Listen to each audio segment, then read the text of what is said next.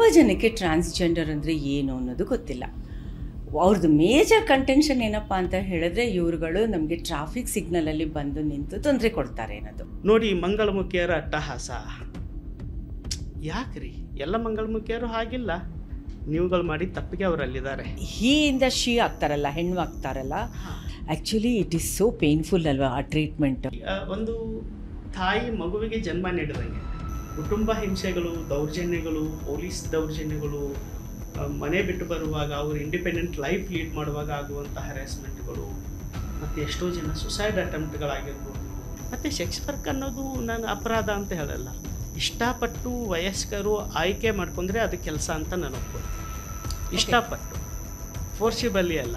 ನನಗೆ ಇದು ಕ್ಲಾರಿಟಿ ಇರಬೇಕು. ಟ್ರಾನ್ಸ್ಜೆಂಡರ್ ಕೆಲಸ ಮಾಡ್ತಾ ಇಲ್ಲ ಅಂತ ಕೆಲಸ ಮಾಡ್ತಾ ಇದ್ದಾರೆ, ಕೂಲಿ ಕೆಲಸ ಮಾಡ್ತಾ ಇದ್ದಾರೆ, ಗದ್ದೆ ಕೆಲಸ ಮಾಡ್ತಾ ಇದ್ದಾರೆ, ನರೇಗಾದಲ್ಲಿ ಕೆಲಸ ಮಾಡ್ತಾ ಇದ್ದಾರೆ, ಅಕ್ಕ ಕೆಪೆ ಅಂತೇಳಿ ಹಾವೇರಿಯಲ್ಲಿ ಹೋಟೆಲ್ ಹಾಕಿದ್ದಾರೆ, ಸರ್ಕಾರ ಕೊಟ್ಟಂತ ವ್ಯವಸ್ಥೆಯಲ್ಲಿ ಪೊಲೀಸ್ ಕಾನ್ಸ್ಟೇಬಲ್ ಆಗಿ ಸೆಲೆಕ್ಟ್ ಆಗಿದ್ದಾರೆ, ಮತ್ತೆ 1-2-3 ಜನ ಟೀಚರ್ಸ್ ಆಗಿ ಸೆಲೆಕ್ಟ್ ಆಗಿದ್ದಾರೆ. ವಿಧಾನ ಪರಿಷತ್ ಅಲ್ಲಿ ಮೋನಿಶಾ ಅಂತೇಳಿ ಕೆಲಸ ಮಾಡ್ತಾ ಇದ್ದಾಳೆ, ರೇಡಿಯೋ ಜಾಕಿಯಲ್ಲಿ ಪ್ರಿಯಾಂಕಾ ಅಂತೇಳಿ ಕೆಲಸ ಮಾಡ್ತಾ ಇದ್ದಾಳೆ. ಕೋವಿಡ್ ಅಲ್ಲಿ ಅಂದ್ರೂ ನಾವು ಯಾವ ಹಾಸ್ಪಿಟಲ್ಗೆ ಹೋಗೋದಂಗೆ ಎಷ್ಟೋ ಜನ ಮನೇಲೆ ಸತ್ತು ಹೋದ್ರು.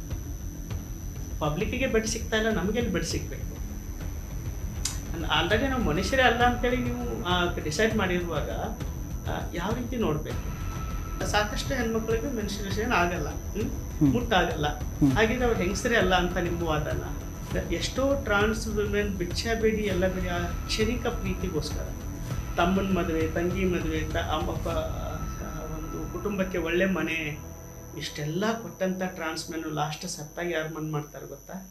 ಫ್ಯಾಮ್ಲಿಗೆ ಬಾ ಅಂದರೆ ಇಲ್ಲಿಲ್ಲ, ನಮ್ಮ ಮಗ ಅಲ್ಲ, ಸತ್ಯದಲ್ಲಿ ನೀವೇನಾದರೂ ಮಾಡ್ಕೊಳ್ಳಿ.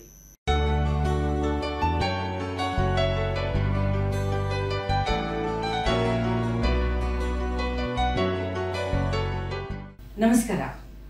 ಇವತ್ತು ನಮ್ಮ ಶೇರ್ ವಿತ್ ಶಮಂತಾ ಪಾಡ್ಕಾಸ್ಟಲ್ಲಿ ಯಾವಾಗಲೂ ಹೇಳ್ತಾಗೆ ಇನ್ನೊಂದು ಹೊಸ ವಿಷಯ ತೊಗೊಂಬಂದಿದ್ದೀವಿ. ಇವತ್ತು ನಾವು ಮಾತಾಡ್ತಾ ಇರೋ ವಿಷಯ ಏನಪ್ಪ ಅಂತ ಹೇಳಿದ್ರೆ ಟ್ರಾನ್ಸ್ಜೆಂಡರ್. ಈ ತಿಂಗಳು ಮಾರ್ಚ್ ತಿಂಗಳು ನಾವು ಮಹಿಳಾ ದಿನಾಚರಣೆ ಅನ್ನೋದು ಮಾರ್ಚ್ 8 ಆಗೋಗುತ್ತೆ. ಕಂಪ್ಲೀಟ್ ಮಾರ್ಚ್ ಮಂತು ನವಂಬರ್ ತಿಂಗಳ ಥರನೇ ನಾವು ವಿಮೆನ್ ರಿಲೇಟೆಡ್ ಇಶ್ಯೂಸ್ ಬಗ್ಗೆ ಮಾತಾಡ್ತಾ ಇದ್ದೀವಿ. ಅದರಲ್ಲಿ ಇವತ್ತು ನಾವು ತೆಗೆದುಕೊತಾ ಇರೋದು ಅಂತ ಹೇಳಿದ್ರೆ ಸೂಪರ್ ಸ್ಪೆಷಲ್ ವಿಷಯ ಟ್ರಾನ್ಸ್ಜೆಂಡರ್ ವುಮೆನ್ ಬಗ್ಗೆ.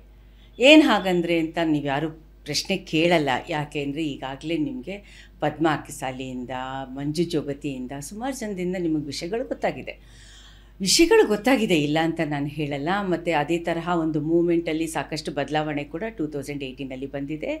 2020ನಲ್ಲಿ ಗೈಡ್ಲೈನ್ಸ್ ಬಂದಿದೆ, ರೂಲ್ಸ್ ಬಂದಿದೆ. ಅದನ್ನು ಇಂಪ್ಲಿಮೆಂಟ್ ಮಾಡಬೇಕು ಅಂತ ಬರೀ ಕರ್ನಾಟಕ, ಬೆಂಗಳೂರಲ್ಲಿ ಮಾತ್ರ ಅಲ್ಲ, ಆಲ್ ಓವರ್ ಇಂಡಿಯಾದಲ್ಲಿ ಕೂಡ ಒಂದು ಮೂಮೆಂಟು ಶುರು ಆಗಿದೆ. ಹೌದು, ಇಷ್ಟೆಲ್ಲ ಆಗಿದ್ರೂ ಕೂಡ ತುಂಬ ಜನಕ್ಕೆ ಟ್ರಾನ್ಸ್ಜೆಂಡರ್ ಅಂದರೆ ಏನು ಅನ್ನೋದು ಗೊತ್ತಿಲ್ಲ.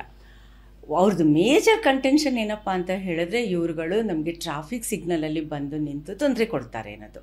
ಅದು ಎಷ್ಟು ಆಬ್ವಿಯಸ್ ಆಗಿಬಿಟ್ಟಿದೆ ಅಂತ ಹೇಳಿದ್ರೆ, ನಮ್ಮ ಸಂವಿಧಾನದ ಪ್ರಕಾರ, ನಮ್ಮದು ಕಾನ್ಸ್ಟಿಟ್ಯೂಷನ್ ರೈಟ್, ಅದು ಆರ್ಟಿಕಲ್ 15 ಪ್ರಕಾರ ಪ್ರತಿಯೊಬ್ಬರಿಗೂ ಹಕ್ಕಿದೆ, ಪ್ರತಿಯೊಬ್ಬರಿಗೂ ರೈಟ್ ಇದೆ ಅಂತ ನೀವು ಏನೇ ಹೇಳಿದ್ರು ಕೂಡ ಪಬ್ಲಿಕ್ ಸಪೋರ್ಟು, ಪಬ್ಲಿಕ್ ಸಿಂಪತಿ ಬರೀ ಲಿಪ್ ಸಿಂಪತಿಯಾಗೇ ಉಳ್ಕೊಂಡಿದೆ. ಯಾತಕ್ಕೆ ಹೀಗೆ ಅನ್ನೋದು ಮೋಸ್ಟ್ ಇಂಪಾರ್ಟೆಂಟ್ ಆಗುತ್ತೆ. ನಮಗೆಲ್ರಿಗೂ ಗೊತ್ತಿದೆ, ಲೀಗಲ್ ಚೇಂಜಸ್ ತಂದರೂ ಕೂಡ ಸೋಷಿಯೋ ಎಮೋಷ್ನಲ್ ಚೇಂಜಸ್ಸು ಬಹಳ ಬಹಳ ಇಂಪಾರ್ಟೆಂಟ್ ಆಗುತ್ತೆ. ಆ ಥರ ತೊಗೊಳ್ತು ಅಂತಂದರೆ ಕೆಲವು ವರ್ಷಗಳ ಹಿಂದೆಗಿಂತ ಈಗ ಎಷ್ಟೋ ವಾಸಿ ಇದೆ. 2018ನಲ್ಲಿ ನಮಗೆ ಒಂದು ಲೀಗಲ್ ಪ್ರೊಟೆಕ್ಷನ್ ಅಂತ ಬಂತು ಅಂತ ಈ LGBTQ ಗ್ರೂಪ್ ಹೇಳ್ತಾರೆ. 20ನಲ್ಲಿ ಪ್ರೊಟೆಕ್ಷನ್ ಅನ್ನೋದನ್ನು ಗೈಡ್ಲೈನ್ಸು ಅದೆಲ್ಲ ಆಗಿದೆ. ಆದರೂ ಕೂಡ people like you and me ಎಷ್ಟರ ಮಟ್ಟಿಗೆ ಅವರನ್ನು ಎಮೋಷ್ನಲಿ ಒಳಗೆ ಮಾಡ್ಕೊಂಡಿದ್ದೀವಿ ಅನ್ನೋದು ಇಂಪಾರ್ಟೆಂಟ್ ಆಗುತ್ತೆ. ಇವ್ರಿಗೆ ಅಂತ ಸಪ್ರೇಟಾಗಿ ಲಾಸ್ ಎಲ್ಲ ಮಾಡಿದ್ದಾರೆ, ಪ್ರೊಟೆಕ್ಷನ್ ಮಾಡಿದ್ದಾರೆ. ಅಷ್ಟೇ ಅದಕ್ಕೆ ಟಾಯ್ಲೆಟ್ಸ್ ಕೂಡ ಕೆಲವು ಕಡೆಗೆ ಕನ್ಸ್ಟ್ರಕ್ಟ್ ಮಾಡ್ತಾ ಬಂದಿದ್ದಾರೆ. ಇಷ್ಟೇ ಸಾಕಾ ಅಂತ ಅಂದರೆ ಇಲ್ಲ ಅಂತ ಹೇಳೋರು ಸಾಕಷ್ಟು ಜನ ಇದ್ದಾರೆ. ಇದ್ರ ಬಗ್ಗೆ ನಾನು ಒಂದು ಸ್ವಲ್ಪ ಇನ್ನೊಂಚೂರು ನಾನು ಇನ್ಫಾರ್ಮೇಷನ್ ಕೊಡ್ತೀನಿ. ಏನಂತ ಹೇಳಿದ್ರೆ, ಇವತ್ತು ಮಲ್ಲು ಕುಂಬಾರ್ ಅನ್ನೋರು ನಮಗೆ ಗೆಸ್ಟಾಗಿ ಬಂದಿದ್ದಾರೆ.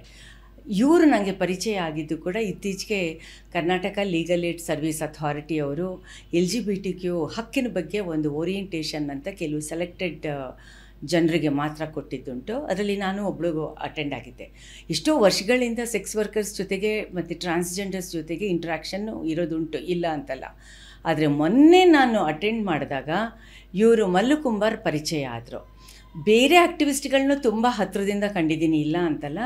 ನಮ್ಮ ಪಾಡ್ಕಾಸ್ಟ್ಗೆ ಇವರೇ ಬೇಕು ಅಂತ ಹೆಚ್ಚು ಕಡಿಮೆ 1 ತಿಂಗಳಿಂದ ಇವ್ರು ಹಿಂದೆ ಬಿದ್ದು ಅಡ್ಜಸ್ಟ್ ಮಾಡಿಕೊಂಡು ಟೈಮ್ನ ಇವತ್ತು ನಾವು ಅವ್ರನ್ನ ಸ್ಟುಡಿಯೋಗೆ ಕರ್ಕೊಂಬಂದಿದ್ದೀವಿ.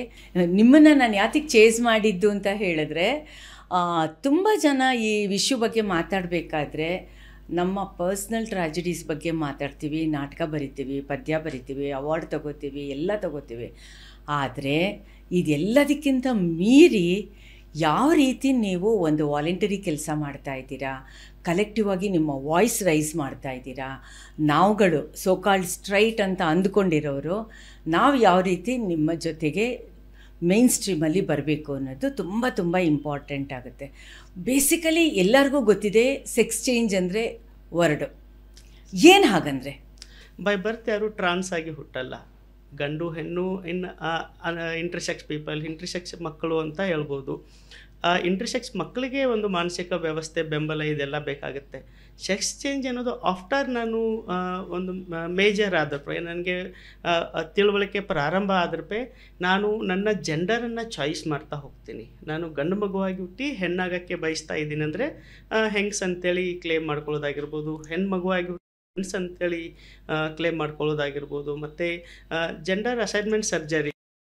ನನ್ನ ಒಂದು ನಿಮಿಷ, ಇವಾಗ ನೀವು ಹೇಳಿದ್ರಲ್ಲ ನನಗೆ ಅನ್ಸಕ್ಕೆ ಶುರು ಆಗುತ್ತೆ ಅಂತ, ಯಾವ ಥರ ಹೇಗೆ ಅನ್ಸುತ್ತದು? ಎಲ್ಲರೂ ಹೇಳ್ಬಿಡ್ತಾರೆ ಹೇಗೆ? ಹೌದು, ಒಂದು ಈಗ ಎಕ್ಸಾಂಪಲ್ ನನ್ನನ್ನು ತಗೊಂಡ್ರೆ, ನಾನು 7th ಇದ್ದಾಗ ನನ್ನ ಫೀಲಿಂಗ್ ಹೆಣ್ಮಕ್ಳ ಫೀಲಿಂಗ್ಸ್ ಇತ್ತು. ರಂಗೋಲಿ ಹಾಕಬೇಕು, ಅಡುಗೆ ಮಾಡಬೇಕು, ಜಾಸ್ತಿ ಗಂಡು ಮಕ್ಕಳ ಜೊತೆಗೆ ಆಟ ಆಡೋಕ್ಕೆ ಇಂಟ್ರೆಸ್ಟ್ ಇರಲಿಲ್ಲ.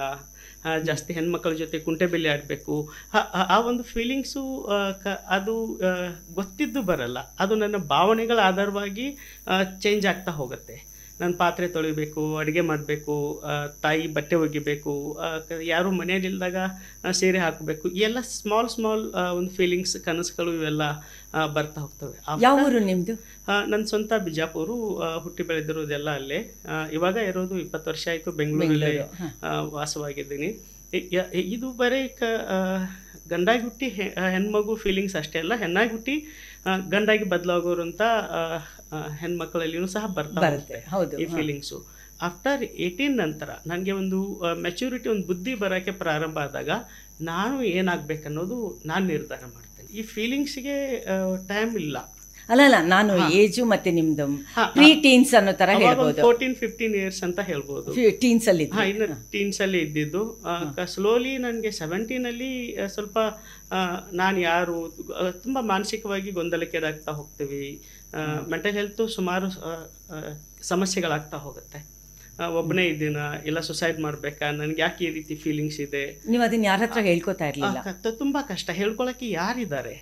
ಈಗ ಫ್ಯಾಮಿಲಿಯಲ್ಲಿ ಹೇಳ್ಕೊಂಡ್ರೆ ಇದೇನು ವಿಚಿತ್ರವಾಗಿ ಆಡ್ತಾ ಇದೆಯಾ, ಮತ್ತು ಫ್ಯಾಮಿಲಿ ಜಾಸ್ತಿ ದೇವರು, ದೆವ್ವ, ಭೂತ, ಮತ್ತೆ ಇಲ್ಲಾಂದರೆ ಡಾಕ್ಟರ್ಸ್ ಹತ್ರ ಕರ್ಕೊಂಡು ಹೋಗೋದು, ಅಂದರೆ ಇವೆಲ್ಲ ಗೊತ್ತಿಲ್ಲದೆ ಒಂದು ಪ್ರಕ್ರಿಯೆಗಳಾಗ್ತಾ ಬರ್ತವೆ ಸಮಾಜಕ್ಕೆ, ಕುಟುಂಬಕ್ಕೆ, ಮತ್ತು ವೈದ್ಯರ ವ್ಯವಸ್ಥೆಗೆ ಗೊತ್ತಿಲ್ಲದೆ. ಈಗ ಡಾಕ್ಟರ್ಸ್ ಹತ್ರ ಹೋದರೆ ಏನವರು ಟ್ರೀಟ್ಮೆಂಟ್ ಕೊಡ್ಬೇಕು ನಮಗೆ? ಓನ್ಲಿ ಸ್ಲೀಪಿಂಗ್ ಟ್ಯಾಬ್ಲೆಟ್ ಕೊಡ್ತಾರೆ, ಕಳಿಸ್ತಾ ಹೋಗ್ತಾರೆ. ಅವೆಲ್ಲ ಒಂದು ಕಾನೂನು ಬಾಹಿರ ಚಟುವಟಿಕೆಗಳೇ ನಮ್ಮ ಮಧ್ಯೆ ನಡೀತಾ ಹೋಗ್ತವೆ. ಆ ಸಂದರ್ಭದಲ್ಲಿ ಅಟೆಂಪ್ಟ್ ಟು ಸುಸೈಡ್ ಸಾಕಷ್ಟು ಜನ ಸತ್ತಿದ್ದಾರೆ ನಮ್ಮವರು. ನಾನು ಆಫ್ಟರ್ 18th ರನ್ನಿಂಗಲ್ಲಿ ನನ್ನಾಗೇನೆ ನನ್ನ ಏರಿಯಾದಲ್ಲಿ ಜನ ಇದ್ರು. ಅಂದರೆ 1-2 ಪೀಪಲ್ ಇದ್ರು. ಅವ್ರ ಜೊತೆಗೆ ಫೀಲಿಂಗ್ಸ್ ಹಂಚ್ಕೊಳ್ಳೋವಾಗ ಅವ್ರು ಬೈಯೋರು, ನಾವೆಲ್ಲ ಹಿಂಗಾಗಿದ್ದೀವಿ, ನೀನು ಯಾಕೆ ಹಿಂಗೆ ಮಾಡ್ತಾ ಇದೆಯಾ, ನೀನು ಹೊಟ್ಟೋಗು ವಾಪಸ್ಸು. ಅಂದರೆ ಅಲ್ಲಿ ಸಡನ್ಲಿ ಒಪ್ಕೊಳ್ಳಲ್ಲ. ಸಡನ್ಲಿ ಏನೋ ಬಂದ ತಕ್ಷಣ ಎಲ್ಲ ಮನೆಯಾಗಿ ಇಟ್ಕೊತಾರೆ, ಅದೆಲ್ಲ ಸುಳ್ಳು. ನಮ್ಮನ್ನು ಅವರು ಅಬ್ಸರ್ವ್ ಮಾಡ್ತಾರೆ. ಯಾರು ಅಬ್ಸರ್ವ್ ಮಾಡ್ತಾರೆ? ಈಗ ನನ್ನಾಗೆ ಇರೋರು ಸಡನ್ಲಿ ನಾನು ಹೀಗಿದ್ದೀನಿ ಅಂತ ಬಂದ ತಕ್ಷಣ ಯಾರು ಒಪ್ಕೊಳ್ಳಲ್ಲ, ಅಬ್ಸರ್ವ್ ಮಾಡ್ತಾರೆ. ಇದು ವಾಸ್ತವನ, ನಿಜಾನ, ಸುಳ್ಳು ಹೇಳ್ತಾ ಇದ್ದಾನ, ನಿಜ ಹೇಳ್ತಾ ಇದ್ದಾನ, ಇವೆಲ್ಲ ಅಬ್ಸರ್ವಲ್ಲಿ ನನಗೆ ಅನಿಸುತ್ತೆ ಅವ್ರು ನಿಜ ಹೇಳ್ತಾ ಇದ್ದಾರಂತ. ಆ ಸಂದರ್ಭದಲ್ಲಿ ಇನ್ 2004-5 ಸಂದರ್ಭದಲ್ಲಿ HIV ಕಾರ್ಯಕ್ರಮ ಎಲ್ಲ ಪ್ರಾರಂಭ ಆಗ್ತಾ ಇತ್ತು ಭಾರತದಲ್ಲಿ. ಮತ್ತೆ ಸೌತ್ ಆಫ್ರಿಕಾ ತುಂಬಾ ಕಾಂಪಿಟೇಷನ್ ಇತ್ತು. HIV ಕಾರ್ಯಕ್ರಮದ್ದು ಭಾರತದಲ್ಲಿನೂ ಸ್ಟಾರ್ಟ್ ಆಯಿತು, ಕರ್ನಾಟಕದಲ್ಲಿನೂ ಸಹ ಸ್ಟಾರ್ಟ್ ಆದಾಗ ನನ್ನ ಸಮುದಾಯದೊಳಗೆ ಹೇಗೆ ಬಂದೆ ಅಂದರೆ HIV ಕೆಲಸದ ಮುಖಾಂತರನೇ ಸಮುದಾಯದೊಳಗಡೆ ಬಂದೆ. ಓಕೆ, ನೀವು ಅವಾಗ ಡ್ರೆಸ್ ಎಲ್ಲ ಹುಡುಗನ ಥರನೇ ಇತ್ತು? ನನ್ನ ಡ್ರೆಸ್ ಕೋಡಲ್ಲಿ ಏನು ಚೇಂಜಸ್ ಆಗ್ತಾ ಇಲ್ಲ. ನಾನು ಯಾಕೆ ಆಗ್ಬೇಕನ್ನೋದೇ ನನ್ನ ಒಂದು ವಾದ ಇರೋದು. ಹಾಗಿದ್ರೆ ಸಾಮಾಜಿಕ ಚೌಕಟ್ಟಲ್ಲಿ ಹೆಂಗಸರಂದರೆ ಹೇಗೆ ಇರಬೇಕು, ಗಂಡಸರಂದರೆ ಹೇಗೆ ಇರಬೇಕು, ಈ ಪುರುಷ ಪ್ರಧಾನ ವ್ಯವಸ್ಥೆ ಯಾವ ರೀತಿ ಅದು ಹೇರಲ್ಪಟ್ಟಿದೆ ಅದನ್ನ ಯಾಕೆ ನಾನು ಪಾಲಿಸ್ಬೇಕು, ಅದ್ಯಾಕೆ ನಾನು ಹೆಂಗಸಂದ್ರೆ ಹೀಗೆ ಇರಬೇಕಂತ ಈ ಒಂದು ವ್ಯವಸ್ಥೆ ಸಮಾಜ ಹೇಳೋ ರೀತಿ ನಾನು ಯಾಕೆ ಬದುಕಬೇಕು ಅಂತ ಅವಾಗಲೇ ಇತ್ತು. ಅವಾಗಿಂದನೂ ನನ್ನ ವಾದನೂ ಅದೇ ಇದೆ, ನಾನು ಮತ್ತೆ ನಾನು ನಡ್ಕೊಂಡು ಬಂದಿರೋದು ನನ್ನ ಹೋರಾಟನೂ ಅದೇ ಇದೆ. 18 ವರ್ಷ ರನ್ನಿಂಗ್ ಆದಾಗ ನಾನು HIV ಜಾಯಿನ್ ಇನ್ HIV ಕಾರ್ಯಕ್ರಮ. HIV ಕಾರ್ಯಕ್ರಮದಲ್ಲಿ ಓರಿಯಂಟೇಷನ್ ಇನ್ HIV ಬಗ್ಗೆ ಸಮುದಾಯಕ್ಕೆ ಅರ್ಥ ಮಾಡಿಸೋದು, ಮತ್ತು ಅದೊಂದು ಹೊಸತು, ನನಗೆ ತುಂಬ ಹೊಸದು, ಆ ಏರಿಯಾ ಹೊಸದು, ಜಾಸ್ತಿ ಜನ ಬರೋರು. ಅವಾಗ ಕಾರಿಡಾರ್ ಅಂತೇಳಿ ಒಂದು ಪ್ರಾಜೆಕ್ಟ್ ಸ್ಟಾರ್ಟ್ ಆಯಿತು, ಕರ್ನಾಟಕ ಹೆಲ್ತ್ ಪ್ರಮೋಷನ್ ಟ್ರಸ್ಟು. ಇವೆಲ್ಲ ಕಾರ್ಯಕ್ರಮ ಸ್ಟಾರ್ಟ್ ಆಗುವಾಗ ಜಾಸ್ತಿ ಜನರನ್ನ ಸೇರಿಸ್ಬೇಕು, ಮೀಟಿಂಗ್ಗಳನ್ನ ಮಾಡಬೇಕು, HIV ಬಗ್ಗೆ ಓರಿಯಂಟೇಷನ್ ಮಾಡಬೇಕಂದಾಗ ನನ್ನಂತ ಇರುವಂಥ 50, 20, 30 ಜನ ಒಂದು ಕಡೆ ಸೇರಿದಾಗ ಏನೋ ಒಂದು ಹುಮ್ಮಸ್ಸು. ಆವಾಗ ಈ ಮನೆ ವ್ಯವಸ್ಥೆ ಎಲ್ಲ ಮರ್ತು ಬಿಡ್ತಾ ಇದ್ದೆ. ಬೆಳಗ್ಗೆಯಿಂದ ಬೆಂಗಳೂರಿಗೆ ಇಲ್ಲ, ಅಲ್ಲಿ ಇಲ್ಲ, ಊರಲ್ಲೇ ಇದ್ದು ಮಾಡ್ತಾ ಇದ್ದೆ. ಊರಲ್ಲೇ ಇದ್ದು HIV ಕೆಲಸ ಪ್ರಾರಂಭ ಮಾಡಿದ್ವಿ. ನಂತರ ಸ್ಲೋ ಆಗಿ in Karnataka health promotion trust in health ಬಗ್ಗೆ ಕೆಲಸ ಮಾಡುತ್ತಂತೇಳಿ ಫ್ಯಾಮಿಲಿಯಲ್ಲಿ ಹೇಳಿ ಎಂಟ್ರಿ ಆದೆ. ಫ್ಯಾಮಿಲಿಯಲ್ಲಿ ಇಲ್ಲಿ ಹೆಲ್ತ್ ಬಗ್ಗೆ ಕೆಲಸ ಮಾಡೋದು, ಇನ್ನು ಓರಿಯಂಟೇಷನ್ HIV ಬಗ್ಗೆ ಇರುತ್ತೆ, ಬೇರೆ ಬೇರೆ ಬಗ್ಗೆನೂ ಕೆಲಸ ಮಾಡ್ತೀವಿ ಅಂತ. ಅಂದರೆ ಅಟ್ಲೀಸ್ಟು ನನ್ನ ಎಕ್ಸ್ಪ್ರೆಷನ್ಗೆ ಒಂದು ಸ್ಪೇಸ್ ಬೇಕಿತ್ತು ಆ ಸಂದರ್ಭ. ಆ ಸ್ಪೇಸು ಒಂದು ಕಡೆ ಸಿಕ್ತು ಅಂತ ನನಗನ್ಸುತ್ತೆ. ಬೇರೆ ಟ್ರಾನ್ಸ್ಜೆಂಡರ್ ಅನುಭವಿಸಿದಷ್ಟು ಕಷ್ಟನ ನಾನು ಅನುಭವಿಸಿಲ್ಲ. ಈಗ ಫ್ಯಾಮಿಲಿಯಿಂದ ಹೊರಗಡೆ ಬಂದು, ಹೊರಗಡೆ ದೂಡಲ್ಪಟ್ಟು, ಬೀದಿಯಲ್ಲಿದ್ದು, ನಿಮ್ಮ ಮನೇಲಿ ವಿಷಯನೇ ಗೊತ್ತಿರಲಿಲ್ಲ. ಅಂದರೆ ಎಷ್ಟು ಒಂದು 10 ವರ್ಷ ನಾನು ಹಾಗೆ ಕಾನ್ಫಿಡೆನ್ಷಿಯಾಲಿಟಿ ಆಗಿನೇ ಕೆಲಸ ಮಾಡ್ತೀನಿ ಅಂತಾನೆ ತಗೊಂಡು ಬರ್ತಾ ಇರೋದು. ಈಗ ಇತ್ತೀಚೆಗೆ ಫೋರ್ಸ್ ಆಯಿತು, ಮದುವೆಗೆಲ್ಲ ಫೋರ್ಸ್ ಆಗಿ ಸೈಲೆಂಟ್ ಆದರೂ ನನ್ನ ಮದುವೆ ಎಲ್ಲ ಆಗಲ್ಲ ಅಂತಂದ ತಕ್ಷಣ ಈಗ ಫ್ಯಾಮ್ಲಿ ಹೇಗಂದರೆ ನಾನೇ ಲೀಡ್ ಮಾಡ್ತಾ ಇರೋದು. ತಾಯಿ, ತಂಗಿ ಮಕ್ಕಳು, ತಮ್ಮನ ಹೆಂಡತಿ, ತಮ್ಮನ ಮಕ್ಕಳು, ನಾನೇ ಲೀಡ್ ಮಾಡ್ತಾ ಇರೋದ್ರಿಂದ ಸುಮ್ಮನೆ ಈಗ ಡಿಫಿನೆಟ್ಲಿ ನನ್ನ ಮೇಲೆ. ಹಾಗಾಗಿ ನನಗೆ ಮಾತನಾಡೋ ರೀತಿ, ನನಗೇನು ಮಾತಾಡೋಕ್ಕೆ ಅವ್ರಿಗೆ ಸ್ಪೇಸ್ ಇಲ್ಲ. ಈಗ ಅವ್ರಿಗೆ ಆಯಿತು, ಅವ್ನ ಲೈಫ್ ಅವ್ನ ಹೇಗೋ ಹೋಗಲಿ ಬಿಡು ಅನ್ನೋ ರೀತಿಯಲ್ಲಿ ಫ್ಯಾಮ್ಲಿ ಈಗ ಕಾಂಪ್ರಮೈಸ್ ಥರನೇ ಹೋಗ್ತಾ ಇದೆ. ಡಿಫಿಕಲ್ಟ್ ಇದೆ ತುಂಬ. ಈ ಒಂದು ಆ ಜರ್ನಿ ಇದೆಯಲ್ಲ, ಇವಾಗ ನಾವು 2-3 ನಿಮಿಷದಲ್ಲಿ ನಿಮ್ಗೆ ಹೇಳ್ಬೋದು. ಆದರೆ ಆ ಒಂದು 10 ವರ್ಷ ಜರ್ನಿ ಇದೆಯಲ್ಲ, ಆ 10 ವರ್ಷ ಜರ್ನಿಯಲ್ಲಿ ಸುಮಾರು ಏರಿಳಿತ, ಸಮಸ್ಯೆ, ಸಾಮಾಜಿಕವಾಗಿ ಹೆದರಿಸ್ಬೇಕಾಗತ್ತೆ, ಕುಟುಂಬನ ಹೆದರಿಸ್ಬೇಕಾಗತ್ತೆ, ವ್ಯವಸ್ಥೆನ ಹೆದರಿಸ್ಬೇಕಾಗತ್ತೆ, ಪೊಲೀಸ್ ಅಂದರೆ ಇವೆಲ್ಲ ಹೆದರಿಸೋದ್ರ ಜೊತೆಗೆ ನಾನು ಎಲ್ಲಿದ್ದೀನಿ ಅನ್ನೋದು ಕಂಡುಕೊಳ್ಳೋದು ತುಂಬ ಕಷ್ಟ ಆಗ್ತಾ ಹೋಗುತ್ತೆ. ಆ ಜರ್ನಿ ಅಷ್ಟು ಸುಲಭವಾಗಿ ನಾನು ಇಲ್ಲಿ 2-3 ನಿಮಿಷದಲ್ಲಿ ನಿಮ್ಮ ಮುಂದೆ ಹೇಳಿ ಮುಗಿಸ್ಬೋದು. ಆದರೆ 2-3 ನಿಮಿಷ ಮುಗಿಸೋಷ್ಟು ಸುಲಭ ಆ ಜರ್ನಿ ಅಲ್ವೇ ಅಲ್ಲ. ಒಂದು ಕಡೆ ತುಂಬ ಮುಳ್ಳಿನ ಹಾಸಿಗೆ ಅಂತಲೇ ಹೇಳ್ಬೋದು. ಪ್ರೆಸೆಂಟ್ ಪರವಾಗಿಲ್ಲ, ವ್ಯವಸ್ಥೆಯನ್ನು ಹೆದರಿಸೋ ಮಟ್ಟಿಗೆ ಬಂದು ನಿಂತಿದ್ದೀನಿ ಅಂದರೆ ಈ ದೇಶದ ಸಂವಿಧಾನ, ಡಾಕ್ಟರ್ ಬಾಬಾ ಸಾಹೇಬ್ ಅಂಬೇಡ್ಕರ್ ಅಂತಲೇ ಹೇಳ್ಬೋದು. ಸ್ಫೂರ್ತಿ ಮತ್ತು ವೈವಿಧ್ಯತೆಗಳ ಬಗ್ಗೆ ನಾನು ತಿಳ್ಕೊಂಡಾಗ ಇವಾಗ ಹೆದರಿಸಿ ಮಾತನಾಡ್ತಾ ಹೋಗ್ಬೋದು.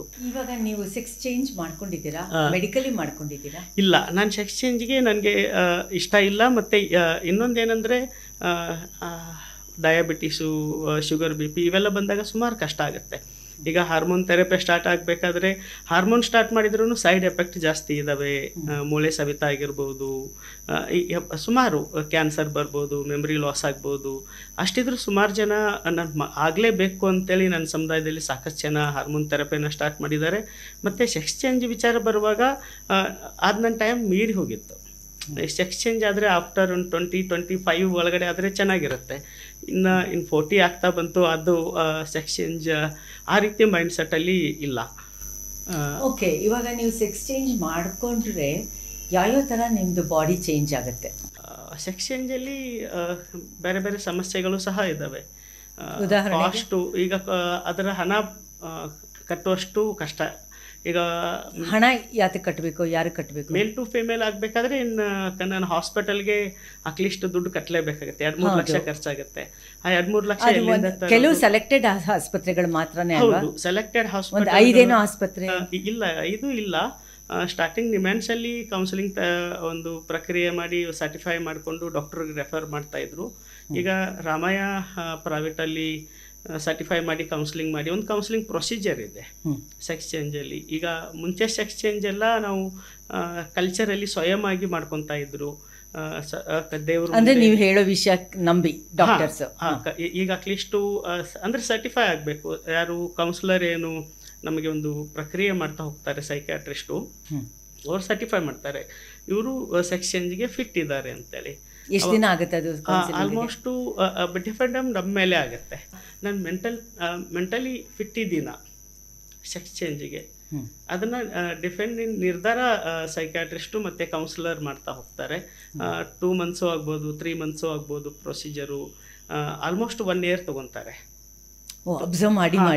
ಅಬ್ಸರ್ವ್ ಮಾಡಿ ಮಿನಿಮಮ್ 1 ಇಯರು ಸರ್ಟಿಫೈ ಮಾಡೋಕ್ಕೆ ತೊಗೊತಾರೆ. ಇಲ್ಲ 6 ಮಂತ್ ಆದರೂ, ತುಂಬ ಮಿನಿಮಮ್ ಅಂದರೆ 6 ಮಂತ್ ಆದರೂ ಆ ಒಂದು ಮಂತ್ಲಿ 1 ಟೈಮ್ ಕೌನ್ಸಿಲಿಂಗ್ ಇರುತ್ತೆ. ಆ 6 ಮಂತ್ ಪ್ರಕ್ರಿಯೆ 1 ಇಯರು ಆಗ್ಬೋದು, ಒಬ್ಬೊಬ್ಬರಿಗೆ 2 ಇಯರ್ಸು ಆಗಿದೆ ಪ್ರಕ್ರಿಯೆ. ನಂತರ ನಾನು ಫಿಟ್ ಇದ್ದೀನಿ ಅಂತಂದರೆ ರೆಫರ್ ಟು ಡಾಕ್ಟರ್. ಮತ್ತು ಅದಕ್ಕೆ ಲೀಗಲ್ ಪ್ರೊಸೀಜರ್ಸು ಇದೆ ಅಲ್ವಾ? ಹಾಂ, ಲೀಗಲ್ ಪ್ರೊಸೀಜರ್ಸು ಈಗ ಡಾಕ್ಟರ್ಸು ಓಕೆ ಆದಮೇಲೆ ಡಾಕ್ಟರ್ಸು ಓಕೆ ಒಪ್ಕೊಂಡ್ರೆ ಸರ್ಟಿಫೈ ಇದೆ. ಒಪ್ಕೊಂಡ ತಕ್ಷಣ ಫ್ಯಾಮ್ಲಿ ಈಗ ಸಮಸ್ಯೆ ಆಗ್ತಾ ಇರೋದು. ಫ್ಯಾಮಿಲಿ ಒಬ್ಬರು ಬಂದು ಸಪೋರ್ಟ್ ಮಾಡಬೇಕು, ಸಿಗ್ನೇಚರು. ಮತ್ತು ಯಾಕಂದರೆ ಸರ್ಜರಿ ಆಲ್ಮೋಸ್ಟ್ ಒಂದು ತಾಯಿ ಮಗು ಡೆಲಿವರಿ ಮಾಡಿದಂಗೆ ಆ ಸರ್ಜರಿ ಅಷ್ಟು ಸೀರಿಯಸ್ ಸರ್ಜರಿ ಇರೋದ್ರಿಂದ, ಪಾರ್ಟ್ ಸರ್ಜರಿ, ಫ್ಯಾಮಿಲಿ ಕನ್ಸರ್ನ್ ಬೇಕಂತಾರೆ. ಆದರೆ ಸುಮಾರು ಟ್ರಾನ್ಸ್ ಫ್ಯಾಮಿಲಿ ಬಿಟ್ಟು ಬಂದಿರ್ತಾರೆ, ಅದು ಸಮಸ್ಯೆ. ಮತ್ತು ಈಗ ಕಾನೂನು ಆ್ಯಕ್ಟ್ ರೂಲ್ ಎಲ್ಲ ನೋಡಿದರೆ ಸಪೋರ್ಟ್ ಸರ್ಕಾರದಿಂದನೇ ಮಾಡಬೇಕು ಅಂತ ಇದೆ. ಅಲ್ಲ, ಇವಾಗ ಫ್ಯಾಮಿಲಿ ಸಪೋರ್ಟ್ ಸಿಕ್ಕಿಲ್ಲ ಅಂತಂದರೆ ನಿಮ್ಗೆ ಆಸೆ ಇದ್ರೂ ಏನು ಮಾಡೋಕ್ಕಾಗಂಗಿಲ್ಲ. ಅಂದರೆ ಆ ಪರಿಸ್ಥಿತಿಯಲ್ಲಿ ಸದ್ಯದ ಪರಿಸ್ಥಿತಿ ಸಿಚುವೇಶನು ಯಾಕೆ ಸಮ್ ಈಗ ರಾಮಯ್ಯ ಮತ್ತು ಸಮ್ ಡಾಕ್ಟರ್ಸ್ಗಳು ಲೀಗಲಿ ಅವರು ಸಹ ನೋಡಬೇಕಾಗತ್ತೆ. ಮತ್ತು ಕಾನೂನುಗಳು ಇನ್ನೂ ಪುಸ್ತಕದಲ್ಲೇ ಇದ್ದಾವೆ. 2019 ಆ್ಯಕ್ಟ್ 20 ರೂಲ್ ನೋಡುವಾಗ ಪುಸ್ತಕದಲ್ಲೇ ಇದ್ದಾವೆ. ಮತ್ತು ಇಲ್ಲಿ ರಾಜ್ಯ ಸರ್ಕಾರ ಮತ್ತು ಕೇಂದ್ರ ಸರ್ಕಾರಗಳು ವೈದ್ಯಕೀಯವಾಗಿ ಹಲವಾರು ಬದಲಾವಣೆಗಳು ತುಂಬ ಮುಖ್ಯ ಇದೆ. ಸಿಲೆಬಸ್ ಮುಖ್ಯ ಇದೆ, ಮತ್ತು ಸರ್ಜರಿ ಯಾವ ರೀತಿ ಸರ್ಜರಿ ಆಗಬೇಕಂತೇಳಿ ಡಾಕ್ಟರ್ಸ್ಗಳಿಗೆ ಟ್ರೈನಿಂಗ್ ಮುಖ್ಯ ಇದೆ. ಈಗ ನನ್ನ ಬ್ರೆಸ್ಟ್ ಇಂಪ್ಲಿಮೆಂಟೇಷನ್ ನೋಡುವಾಗ ಸಿಲಿಕಾನು ಯಾವ ರೀತಿ ಸಿಲಿಕಾನ್ ಬೇಕು, ಬಾಟಮ್ ಸರ್ಜರಿ ಆಗುವಾಗ ವೆಜನ ಯಾವ ರೀತಿ ಆಪರೇಷನ್ ಮಾಡಬೇಕು ಅನ್ನೋದು ಎಷ್ಟೋ ಡಾಕ್ಟರ್ಗಳಿಗೆ ಆ ಸರ್ಜರಿ ಬಗ್ಗೆನೇ ಕ್ಲಾರಿಟಿ ಇಲ್ಲ. ಡಾಕ್ಟರ್ ಅರ್ಜುನ್ ಅಂತೇಳಿ ಅವ್ರ ತಂದೆ MD ರಾಮಾಯಣದಲ್ಲಿ ಸರ್ಜನ್ ಆಗಿದ್ರು. ಅವರು ಹೈಯರ್ ಸ್ಟಡಿ ಎಲ್ಲ ಈ ಸರ್ಜರಿ ಮೇಲೆ ಮಾಡ್ಕೊಂಡು ಬಂದಿರೋದು. ಯಾರು? ಡಾಕ್ಟರ್ ಅರ್ಜುನ್. ಅವರು ಈಗ some people doctor Arjun comfortable. ಈಗ ಸುಮಾರು ಜನ ಡಾಕ್ಟರ್ ಅರ್ಜುನ್ ಹತ್ರ ಆ ರೀತಿ ಇಲ್ಲ. ಇವಾಗ ನಿಮಗೆ ಲೀಗಲ್ ಸರ್ಟಿಫಿಕೇಶನ್ ಬೇಕೇ ಬೇಕು. ಲೀಗಲ್ ಸರ್ಟಿಫಿಕೇಟ್ ಒಂದು ಅಫಿಡವಿಟ್ ನಾವು ಒಂದು ಅಫಿಡವಿಟ್ ಕೊಡ್ತೀವಿ. ನಾನು ಸ್ವಇಚ್ಛೆಯಿಂದ ಆಪರೇಷನ್ ಮಾಡ್ಕೊತಾ ಇದ್ದೀನಿ ಅಂತೇಳಿ ಒಂದು ಡಿಕ್ಲರೇಷನ್ ಕೊಟ್ಟು ಆಪರೇಷನ್ಗಳಿಗೆ ಹೋಗ್ತಾ ಇದ್ದೀವಿ. ಯಾರಾದರೂ ಒಬ್ಬರು ಶ್ಯೂರಿಟಿ, ಅದು ಯಾರಾದರೂ ಫ್ರೆಂಡ್ಸ್ ಆದರೂ ಯಾರಾದರೂ ಮಾಡ್ಕೊಂಡ್ರೆ ಆ ರೀತಿಯ ಒಂದು ಆಪರೇಷನ್ ಆಗ್ತಾ ಇದೆ. ಆದರೆ ಇನ್ನು ವೈದ್ಯಕೀಯ ಕ್ಷೇತ್ರದಲ್ಲಿ ಹಲವಾರು ಬದಲಾವಣೆಗಳು ಸಹ ತುಂಬ ಮುಖ್ಯ ಇದೆ. ಮತ್ತೆ hormone life long hormone therapy ಏನಾದರೂ ಸ್ಟಾರ್ಟ್ ಆದರೆ ಲೈಫ್ ಲಾಂಗ್ ಇರುತ್ತೆ. 3 months life long hormone therapy ಅಂದರೆ ಎವ್ರಿ ಮಂತ್ ಇಂಜೆಕ್ಷನ್. ಇನ್ನು ಎವ್ರಿ 3 ಮಂತ್ಸ್ ಹಾರ್ಮೋನ್ ತಗೊಳ್ಳೇಬೇಕು. ಆ ರೀತಿ ಪ್ರೊಸೀಜರ್ ಹಾರ್ಮೋನ್ ಒಂದು ಇಂಜೆಕ್ಷನ್ಗೆ 2,000, 2,500, 3,000 ಆ ರೀತಿ ನಾವು ಕೊಡ್ತಾನೆ ಹೋಗಬೇಕಾಗತ್ತೆ. ಅಂದರೆ ಎಕ್ಸ್ಪೆಂಡಿಚರ್ ವಿಚಾರ ಬರುವಾಗ ಟ್ರಾನ್ಸಲ್ಲಿ ಲೈಫ್ ಲಾಂಗ್ ಎಕ್ಸ್ಪೆಂಡಿಚರ್ಗಳೇ ಜಾಸ್ತಿ ಇದೆ. ಮತ್ತು ನೀವು ಹೆಂಗೆ ಹಣ ಸೋರ್ಸ್ ಮಾಡ್ತೀರಾ? ಈಗ ಸಮ್ ಪೀಪಲ್ ಟ್ರಾನ್ಸಲ್ಲಿ ಒಂದು ಭಾಗ ಟ್ರಾನ್ಸ್ ವುಮೆನ್ ಗಂಡಾಗಿ ಹುಟ್ಟಿ ಹೆಣ್ಣಾಗಿ ಬದುಕುವಂಥ ಜನ ಇನ್ ಬೆಗ್ಗಿಂಗ್ ಸೆಕ್ಸ್ ವರ್ಕಲ್ಲಿದ್ದಾರೆ. ಇನ್ನು ಗಂಡಾಗಿ ಹೆಣ್ಣಾಗಿ ಗಂಡಸಾಗುವಂಥ ಸಮುದಾಯಕ್ಕೆ ಸುಮಾರು ಸಮಸ್ಯೆಗಳಿದ್ದಾವೆ. ಇನ್ ಸಪೋರ್ಟಿಂಗ್ ಫ್ರೆಂಡ್ ಸರ್ಕಲ್, ಈಗ ಟ್ರಾನ್ಸ್ ಮೆನ್ ಅಂತ ನಾವು ಟ್ರಾನ್ಸ್ ಗಂಡಸರು ಅಂತ ಅವರು ಕ್ಲೇಮ್ ಮಾಡ್ಕೊತಾರೆ. ಸುಮಾರು ಜನ ಲಾಸ್ಟ್ ನೀವು ರಾಹಿ ಕಾರ್ಯಕ್ರಮದಲ್ಲಿ ನೋಡ್ಬೋದು.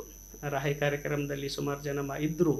ಆದರೆ ಫ್ರೆಂಡ್ ಸರ್ಕಲ್ ಸಪೋರ್ಟಿಂಗ್ ಸಿಸ್ಟಮನ್ನು ರಾಹಿ ಕಾರ್ಯಕ್ರಮ ಅಂತ ಇವ್ರು ಹೇಳ್ತಾ ಇದ್ದಾರಲ್ಲ, ರಾಹಿ ಅನ್ನೋದು ಒಂದು ಸಂಸ್ಥೆ.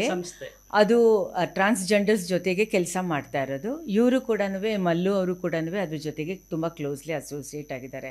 ಈ ಥರ ಒಂದು ಸಂಘ ಸಂಸ್ಥೆ ಬೇಕೇ ಬೇಕಾಗುತ್ತೆ. ಯಾಕೆಂದರೆ ಅದು ಎಮೋಷ್ನಲ್ಲು ಮತ್ತು ಲೀಗಲ್ ಸಪೋರ್ಟ್ಗೆ ಅಂತ. ಹಾಗಾಗಿ ಮಲ್ಲು ಅವರು ಅದರಲ್ಲಿ ತುಂಬ ಆ್ಯಕ್ಟಿವ್ ಆಗಿ ಸ್ಟೇಟ್ ಲೆವೆಲಲ್ಲಿ ಕೆಲಸ ಮಾಡ್ತಾ ಇರೋದು. ಈ ವ್ಯವಸ್ಥೆಯಲ್ಲಿ ಸುಮಾರು ಬದಲಾವಣೆಗಳು ಸಹ ಮುಖ್ಯ ಇದೆ. ಒಂದು ಸೆಕ್ಸ್ ಚೇಂಜಸ್ ಪ್ರಕ್ರಿಯೆಯಲ್ಲಿ ಸಾಕಷ್ಟು ನೋವುಗಳು ಇದ್ದಾವೆ. ಒಂದು ಮೆಡಿಕಲಿ ಒಂದು ಕಡೆ ನೋವುಗಳದಾದ್ರೆ ಸಾಮಾಜಿಕ ಬಹಿಷ್ಕಾರಗಳು, ಸಾಮಾಜಿಕ ನೋವುಗಳು, ಕುಟುಂಬ ಬಹಿಷ್ಕಾರಗಳು, ಮತ್ತು ಸಮಾಜ ವ್ಯವಸ್ಥೆ ನೋಡೋ ದೃಷ್ಟಿಕೋನಗಳು, ಮೆಂಟಲ್ ಹೆಲ್ತು ಸಹ ಸ್ಟೇಬಲ್ ಆಗಿರಲ್ಲ. ಇವೆಲ್ಲನೂ ಸಹ ಒಂದು ಕಡೆ ಆ ಒಂದು ಯುದ್ಧನ ಗೆದ್ದು ಹೊರಗಡೆ ಬಂದಂಥ ಪ್ರಕ್ರಿಯೆ. ಆ ಒತ್ತಡ ಅಷ್ಟು ಜಾಸ್ತಿ ಇರುತ್ತಾ ಸೆಕ್ಸ್ ಚೇಂಜ್ ಮಾಡ್ಕೊಳ್ಳೋವರೆಗೂ?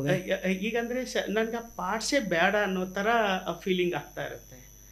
ನಾನು ಫೀಮೇಲ್ ಅಲ್ಲ, ನಾನು ಹೆಂಗ್ಸಲ್ಲ, ನಾನು ಯಾಕೆ ಮೇನ್ ಪಾರ್ಟ್ಸ್ ಯಾಕೆ ನನಗಿರಬೇಕು? ಈಗ ನಾನು ಫಿಮೇಲ್ ಟು ಮೇಲ್ ಅಂದರೆ ನಾನು ಮೇಲ್ ಭಾವನೆಗಳಿದೆ, ನನಗೆ ಯಾಕೆ ಫಿಮೇಲ್ ಪಾರ್ಟ್ಸು? ಆ ರೀತಿ ಒಂದು ಮಾನಸಿಕ ಒತ್ತಡನೂ ಈ ಸಮುದಾಯದಲ್ಲಿ ಬರ್ತಾ ಹೋಗುತ್ತೆ. ಮೆಜಾರಿಟಿ ಟ್ರಾನ್ಸಲ್ಲಿ ಬೇರೆ ಬೇರೆ ಐಡೆಂಟಿಟಿ ಇದೆ. ಹಿಜ್ರಾ ಅಂತ ಗುರುತಿಸ್ಕೊಳ್ಳೋರು ಇದ್ದಾರೆ. ಇವೆಲ್ಲ ಕಲ್ಚರ್. ಟ್ರಾನ್ಸ್ ಮೆನ್ನು, ಟ್ರಾನ್ಸ್ ವಿಮೆನ್ನು ಲೀಗಲಿ ಬಂದಿರೋ ವರ್ಡ್ಗಳದು, ಲೀಗಲಿ ಬಂದಂಥ ಗುರುತಿಸುವಿಕೆಗಳು ಅಂತ ಹೇಳ್ಬೋದು. ಇನ್ನು ಕಲ್ಚರಲ್ ಐಡೆಂಟಿಟಿ ಬರುವಾಗ ಜೋಗಪ್ಪ ಜೋಗ್ತಿ ಹೋದ ತಕ್ಷಣ ಊಟ ಹಾಕ್ತಾರೆ, ನೀರು ಕೊಡ್ತಾರೆ, ನನ್ನ ಫೀಲಿಂಗ್ಸ್ ಅವ್ರು ಇದ್ದಾರೆ ಅಂತ ಮನೇಲಿ ಇಟ್ಕೊತಾರೆ. ಮನೇಲಿ ಇಟ್ಕೊಂಡು ನನಗಿಷ್ಟ ಇದ್ದರೆ ನಾನು ಪ್ರಕ್ರಿಯೆಯಲ್ಲಿ ಅಲ್ಲಿ ಆಪ್ಷನ್ ಏನಿದೆ? ನಾನು ಮನೆ ಬಿಟ್ಟು ಬಂದಿದ್ದೀನಿ, ಸಮಾಜ ಹೊರಗೆ ಹಾಕಿದೆ, ಕುಟುಂಬನೂ ಹೊರಗೆ ದುಡಲ್ಪಟ್ಟಿದೆ. ನಾನು ನಮ್ಮಂಥ ಸಮುದಾಯದ ಮನೆಗೆ ಬಂದಾಗ ಏನು ಆಪ್ಷನ್ ಇದೆ? ಯಾರಾದರೂ ಗೌರ್ಮೆಂಟ್ ಜಾಬ್ ಹೋಲ್ಡರ್ ಇದ್ದಾರಾ, ಇಲ್ಲ ಎಜುಕೇಟೆಡ್ ಪೀಪಲ್ಸ್ ಇದ್ದಾರಾ? ಅವ್ರು ಏನು ಕೆಲಸ ಮಾಡ್ತಾಯಿದ್ರು ಆ ಕೆಲಸನೇ ನಾನು ಮಾಡಬೇಕಾಗುತ್ತೆ. ಸಾಮಾನ್ಯವಾಗಿ ಏನು ಕೆಲಸ ಮಾಡ್ತಾರೆ? ಸಾಮಾನ್ಯವಾಗಿ ಅವರು ಬೆಗ್ಗಿಂಗ್ ಮಾಡ್ತಾರೆ, ಸೆಕ್ಸ್ ವರ್ಕ್ ಮಾಡ್ತಾರೆ. ಒಂದು ಸ್ಟ್ರಕ್ಚರ್ ಇದೆ. ಮತ್ತು ಇದನ್ನು ಇನ್ನೊಂದು ಕ್ಷಮೆ ಇರಬೇಕು, ನಾವು ಬೆಗ್ಗಿಂಗ್ ಅಂತಲೂ ಇದನ್ನು ಹೇಳಲ್ಲ, ಬದಾಯಿ ಬಸ್ತಿ ಅಂತ ಹೇಳ್ತೀವಿ. ಬದಾಯಿ ಬಸ್ತಿ. ಹಾಂ, ಈಗ ಎಷ್ಟೋ ಜನ ಸ್ವಾಮೀಜಿಗಳು, ಫಾದರ್ಸ್ಗಳು, ಇವರೆಲ್ಲ ಎಷ್ಟೋ ಜನ ನಾವು ನೋಡ್ತಾ ಹೋಗ್ಬೋದು. ಅವರು ಒಂದು ಆಶೀರ್ವಾದ ಮಾಡಿ ದುಡ್ಡು ಇಸ್ಕೊತಾ ಹೋಗ್ತಾರೆ, ನಮ್ಮ ಮಠಕ್ಕೆ ಅಷ್ಟು ಕೊಡಿ, ಇಷ್ಟು ಕೊಡಿ ಅಂತ. ನಾವಿಲ್ಲಿ ನಿಮಗೆ ಆಶೀರ್ವಾದ ಮಾಡಿ ನಾವು ₹1 ಕಾಯಿನನ್ನು ಕೊಟ್ಟು ನಮ್ಮ ನಂಬಿಕೆ, ಪರಸ್ಪರ ನಂಬಿಕೆಯಿಂದ ನಿಮ್ಮ ಹತ್ರ ಹಣ ಕೇಳ್ತಾ ಇದ್ದೀವಿ ಅಂತ ನೀವು ಹೇಳ್ತೀರಾ. ಹೌದು. ಆದರೆ ಸಾಮಾನ್ಯವಾಗಿ ಕಂಪ್ಲೇಂಟ್ ಏನಂತ ಹೇಳಿದ್ರೆ, ನಮಗೆ ಸ್ಪೆಷಲಿ ಯಂಗ್ ಬಾಯ್ಸ್ ಮುಟ್ಟಿ ನಮ್ಮನ್ನು ಕೇಳ್ತಾರೆ, ಆಮೇಲೆ ನಾವು ಒಂದು ಪಕ್ಷ ಕೊಟ್ಟಿಲ್ಲ ಅಂದರೆ ಬೈತಾರೆ ಅನ್ನೋದು ಕಾಮನ್ ಕಂಪ್ಲೇಂಟ್ ಇದೆ. ಒಂದು ಮತ್ತು ಬೆಗ್ಗಿಂಗ್ ಅಷ್ಟು ಸುಲಭದ ಕೆಲಸ ಅಲ್ಲ. ನಾವು ಅನ್ಕೋಬೇಕು, ಈ ಸಮಾಜ, ಈ ವ್ಯವಸ್ಥೆ ಬೆಳಗ್ಗೆ ನಾನು ಗಂಡಾಗಿ ಹುಟ್ಟಿ ಹೆಂಗಸಾಗಿ ಇರಬೇಕು ಅಂತೇಳಿ ಬೆಳಗ್ಗೆ ಎದ್ದು ರೆಡಿಯಾಗಿ 7 ಗಂಟೆಗೆ ಎದ್ದು ನನ್ನ ದಿನನಿತ್ಯದ ಕೆಲಸಗಳನ್ನು ಮುಗಿಸ್ಕೊಂಡು ನಾನು ಮೇಕಪ್ ಮಾಡ್ಕೊಂಡು ಸುಂದರವಾಗಿ ಕಾಣಬೇಕಂತೇಳಿ, ಅಟ್ಲೀಸ್ಟ್ ಏನಾದರೂ ನಾನು ಹಾರ್ಮೋನ್ ಥೆರಪಿ ಇವೆಲ್ಲ ಸ್ಟಾರ್ಟ್ ಮಾಡಿಲ್ಲ, ಲೇಜರ್ ಟ್ರೀಟ್ಮೆಂಟ್ ಸ್ಟಾರ್ಟ್ ಮಾಡಿಲ್ಲ, ಸರ್ಜರಿ ಆಗಿಲ್ಲ ಅಂದರೆ ಶೇವ್ ಮಾಡ್ಕೊಂಡು ಕ್ಲೀನಾಗಿ ಮೇಕಪ್ ಮಾಡ್ಕೊಂಡು ರೆಡಿಯಾಗಿ. ಒಂದು ಸೆಕೆಂಡು, ಅಂದರೆ ನೀವು ಹೇಳೋ ಪ್ರಕಾರ ನೀವು ಬೆಗ್ಗಿಂಗ್ ಅಂತ ಒಂದು ಪ್ರೊಫೆಷನ್ ಮಾಡ್ಕೊಂಡು ಬರಬೇಕು ಅಂದರೆ ಸಪ್ರೇಟಾಗಿ ಅಲಂಕಾರ ಮಾಡಿಕೊಂಡು ಇರ್ತೀರಾ ಕೆಲಸ ಮಾಡಬೇಕಾದ್ರೆ, ಆಮೇಲೆ ವಾಪಸ್ ಮನೆಗೆ ಹೋದಾಗ ಗಂಡಸರ ಥರನೇ ಡ್ರೆಸ್ ಹಾಕೊಂಡು? ಇಲ್ಲ, ಗಂಡಸರ ಥರ ಅಂತ ಹೇಳ್ತಾ ಇಲ್ಲ. ಅಂದರೆ ಬೆಗ್ಗಿಂಗು ಮಾಡೋದು ಅಷ್ಟು ಸುಲಭದ ಕೆಲಸ ಅಲ್ಲ ಅಂತ ಹೇಳ್ತಾ ಇರೋದು ನಾನು. ಬೆಗ್ಗಿಂಗು ಜನಸಾಮಾನ್ಯರಿಗೆ ಬೆಗ್ಗಿಂಗ್ ಅಂದ ತಕ್ಷಣ ಅವ್ರಿಗೇನು ಬಿಡಪ್ಪ ಸಾಯಂಕಾಲ ತನಕ ಸಂಪಾದನೆ ಮಾಡ್ತಾರೆ ಅಂತ. ಆದರೆ ಬೆಗ್ಗಿಂಗ್ ಒಂದು ಸಿಗ್ನಲಲ್ಲಿ ಬೆಳಗ್ಗೆಯಿಂದ ಸಾಯಂಕಾಲ ತನಕ ನಿಂತುಕೊಳ್ಳೋದಿದೆ ಅಲ್ವಾ, ಆ ಹಿಂಸೆ ಯಾರಿಗೂ ಬೇಡ. ಪಬ್ಲಿಕ್ ಇದೇನು ಮತ್ತು ಯಂಗ್ಸ್ಟರ್ಸ್ ಇದೇನಂತಾರೆ, ಅಲ್ಲಿ ಮುಟ್ಟಿದ್ರು ಇಲ್ಲಿ ಮುಟ್ಟಿದ್ರು, ನಿಮ್ಮ ಇಬ್ಬರನ್ನ ಅವ್ರು ನಮ್ಮವ್ರು ಮುಟ್ಟಿರ್ತಾರೆ.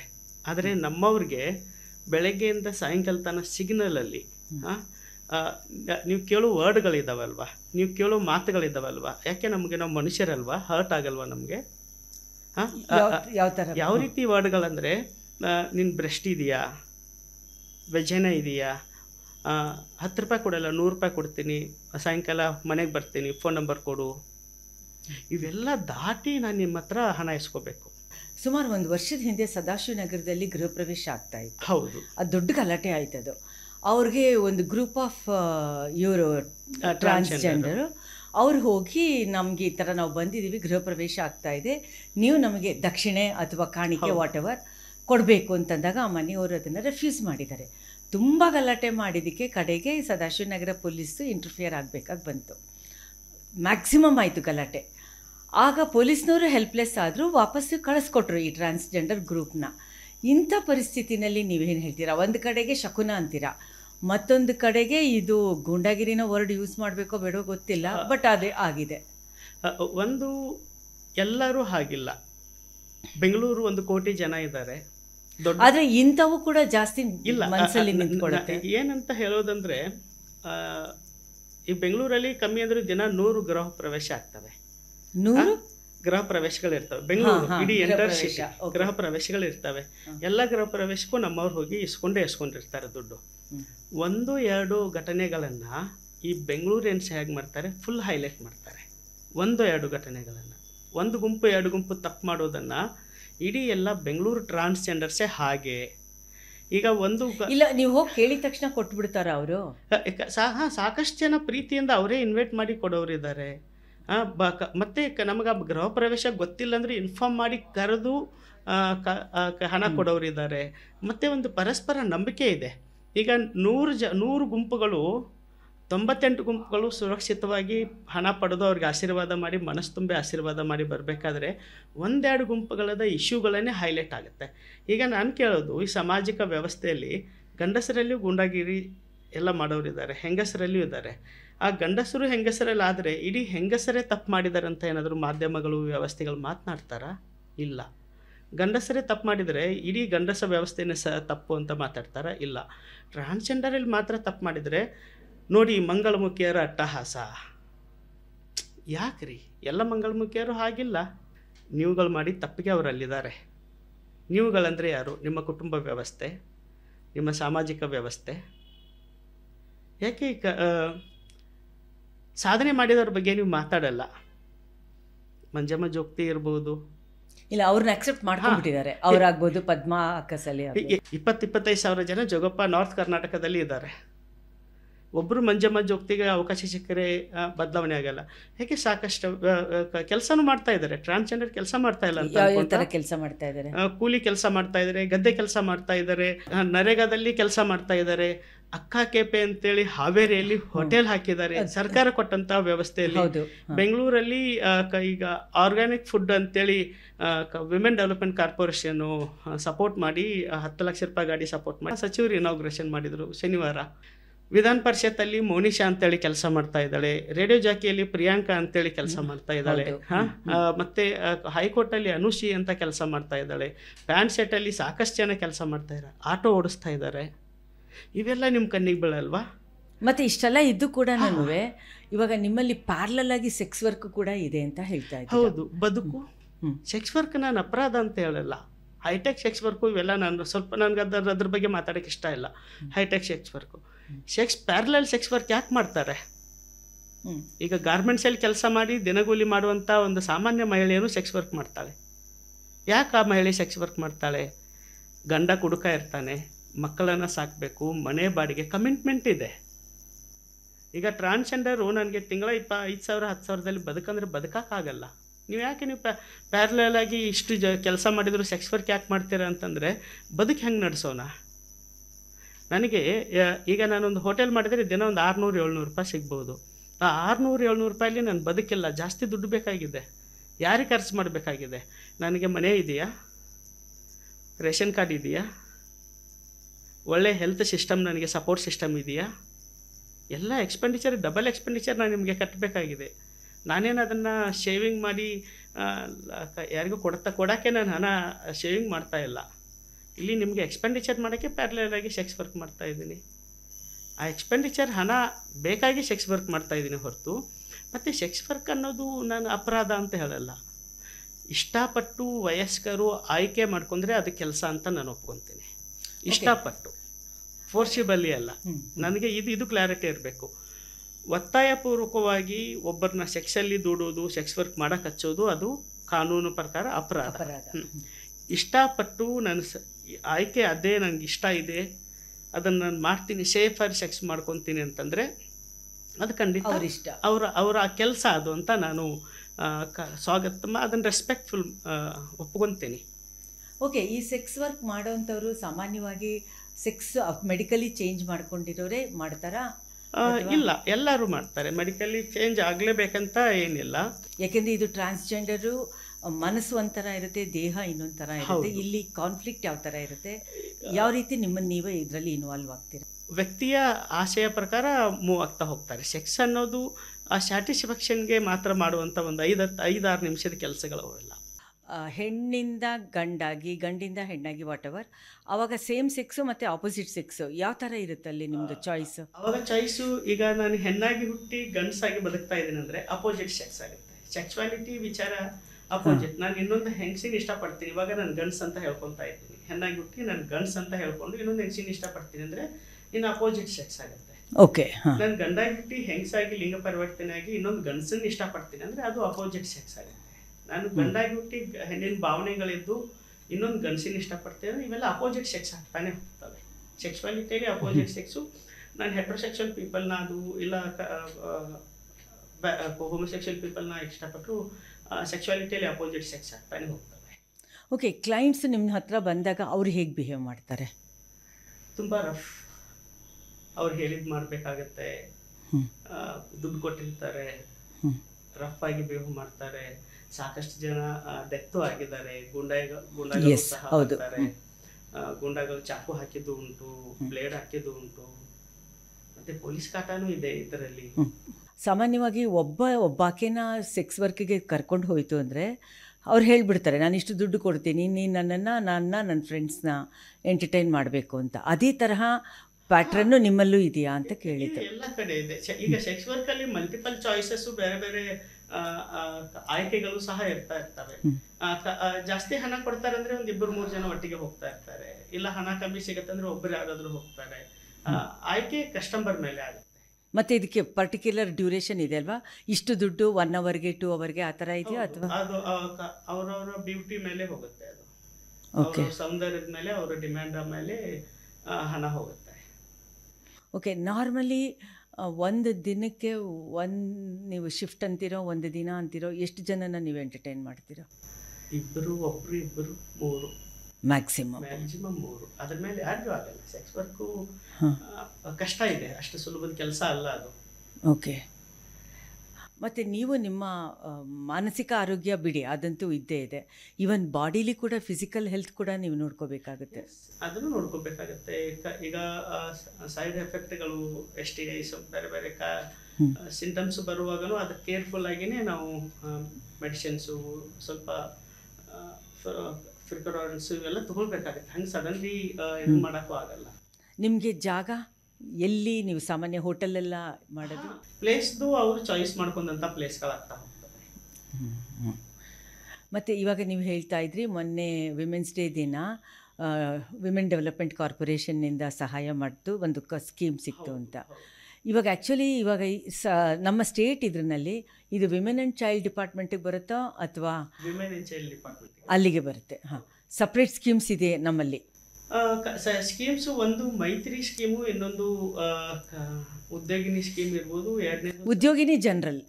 ಉದ್ಯೋಗಿನಿ ಜನರಲ್ಲು ಅಲ್ಲಿ ಟ್ರಾನ್ಸ್ಜೆಂಡರ್ ಜನರಲ್ಗೆ ಹಣ ಸಿಗಲ್ಲ. ಟ್ರಾನ್ಸ್ಜೆಂಡರ್ ಅದು ಹೌದು. ಇವಾಗ ಟ್ರಾನ್ಸ್ಗೆ ಒಂದು ಸಪೋರ್ಟಿಂಗ್ ಮನಿ ಅಂತೇಳಿ ಒಂದು 30,000 ಹಣ ಸಪೋರ್ಟ್ ಮಾಡ್ತಾರೆ ಅಷ್ಟೇ.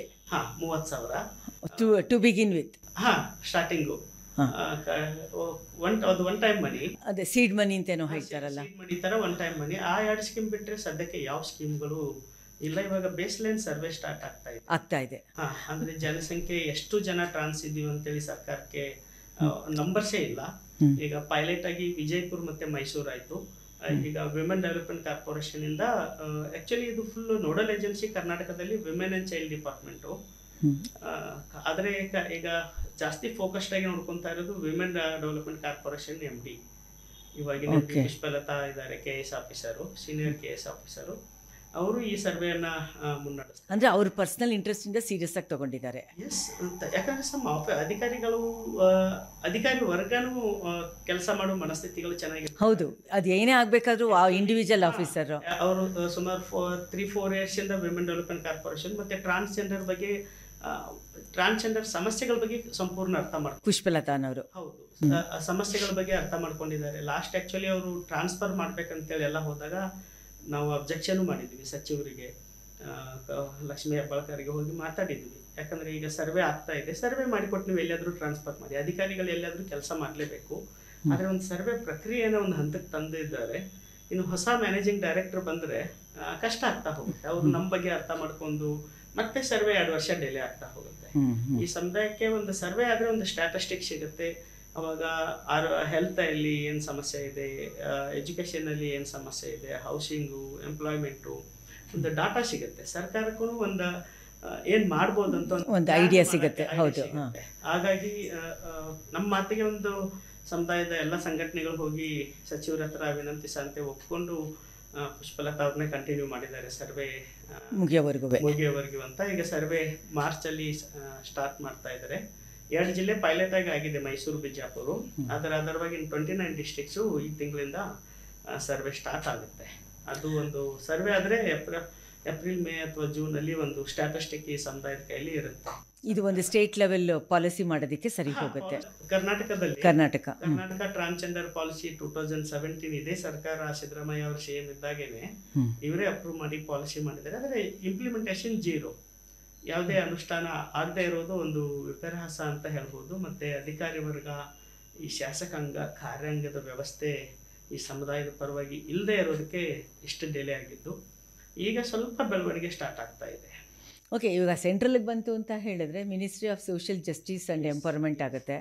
ಅಲ್ಲಿಗೆ ಮತ್ತು ಸ್ಟೇಟ್ ವಿಮೆನ್ಸ್ ಡಿಪಾರ್ಟ್ಮೆಂಟ್ಗೆ, ವಿಮೆನ್ ಆ್ಯಂಡ್ ಚೈಲ್ಡ್, ಇದಕ್ಕೆ ಒಂದು ಅಂಡರ್ಸ್ಟ್ಯಾಂಡಿಂಗ್ ಇದೆಯಾ ಕೆಲಸ ಮಾಡೋದ್ರಲ್ಲಿ ಅಂಡರ್ಸ್ಟ್ಯಾಂಡಿಂಗ್ ಇದೆ. ನಾವು ಸೆಂಟ್ರಲ್ ಈಗ ಏನು ಅದು ಕಾನೂನುಗಳನ್ನ ತಂದಿದ್ದಾರೆ, ಅದ್ರಾಗ ಹಲವಾರು ಸಮಸ್ಯೆಗಳಿದ್ದಾವೆ. ಸೆಂಟ್ರಲ್ಲೂ ಸಹ ನಮ್ಮ ಒಂದು ಈಗ ಟ್ರಾನ್ಸ್ ಬದಲಾವಣೆ ಆಗ್ಬೇಕಾದ್ರೆ ಯಾರು ಹೇಳಬೇಕು?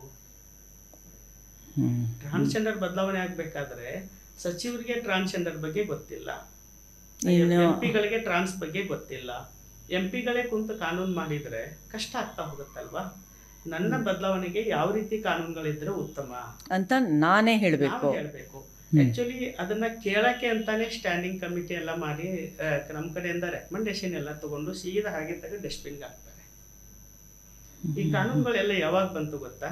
ನಾವೆಲ್ಲ ಎಲ್ಲಿದ್ದೀವಿ? 2019-20. ಹೌದು, ಡ್ಯೂರಿಂಗ್ ಕೋವಿಡ್ ಟೈಮಲ್ಲಿ 2019 ಆಕ್ಟ್ ಬರುತ್ತೆ, 2020ರಲ್ಲಿ ರೂಲ್ ಬರುತ್ತೆ. ನಾವು ಈ 19-20 ಏನು ಮಾಡ್ತಾ ಇದ್ದೀವಿ? ಸಹಜವಾಗಿ ಜನ ಯೋಚನೆ ಮಾಡಬೇಕು.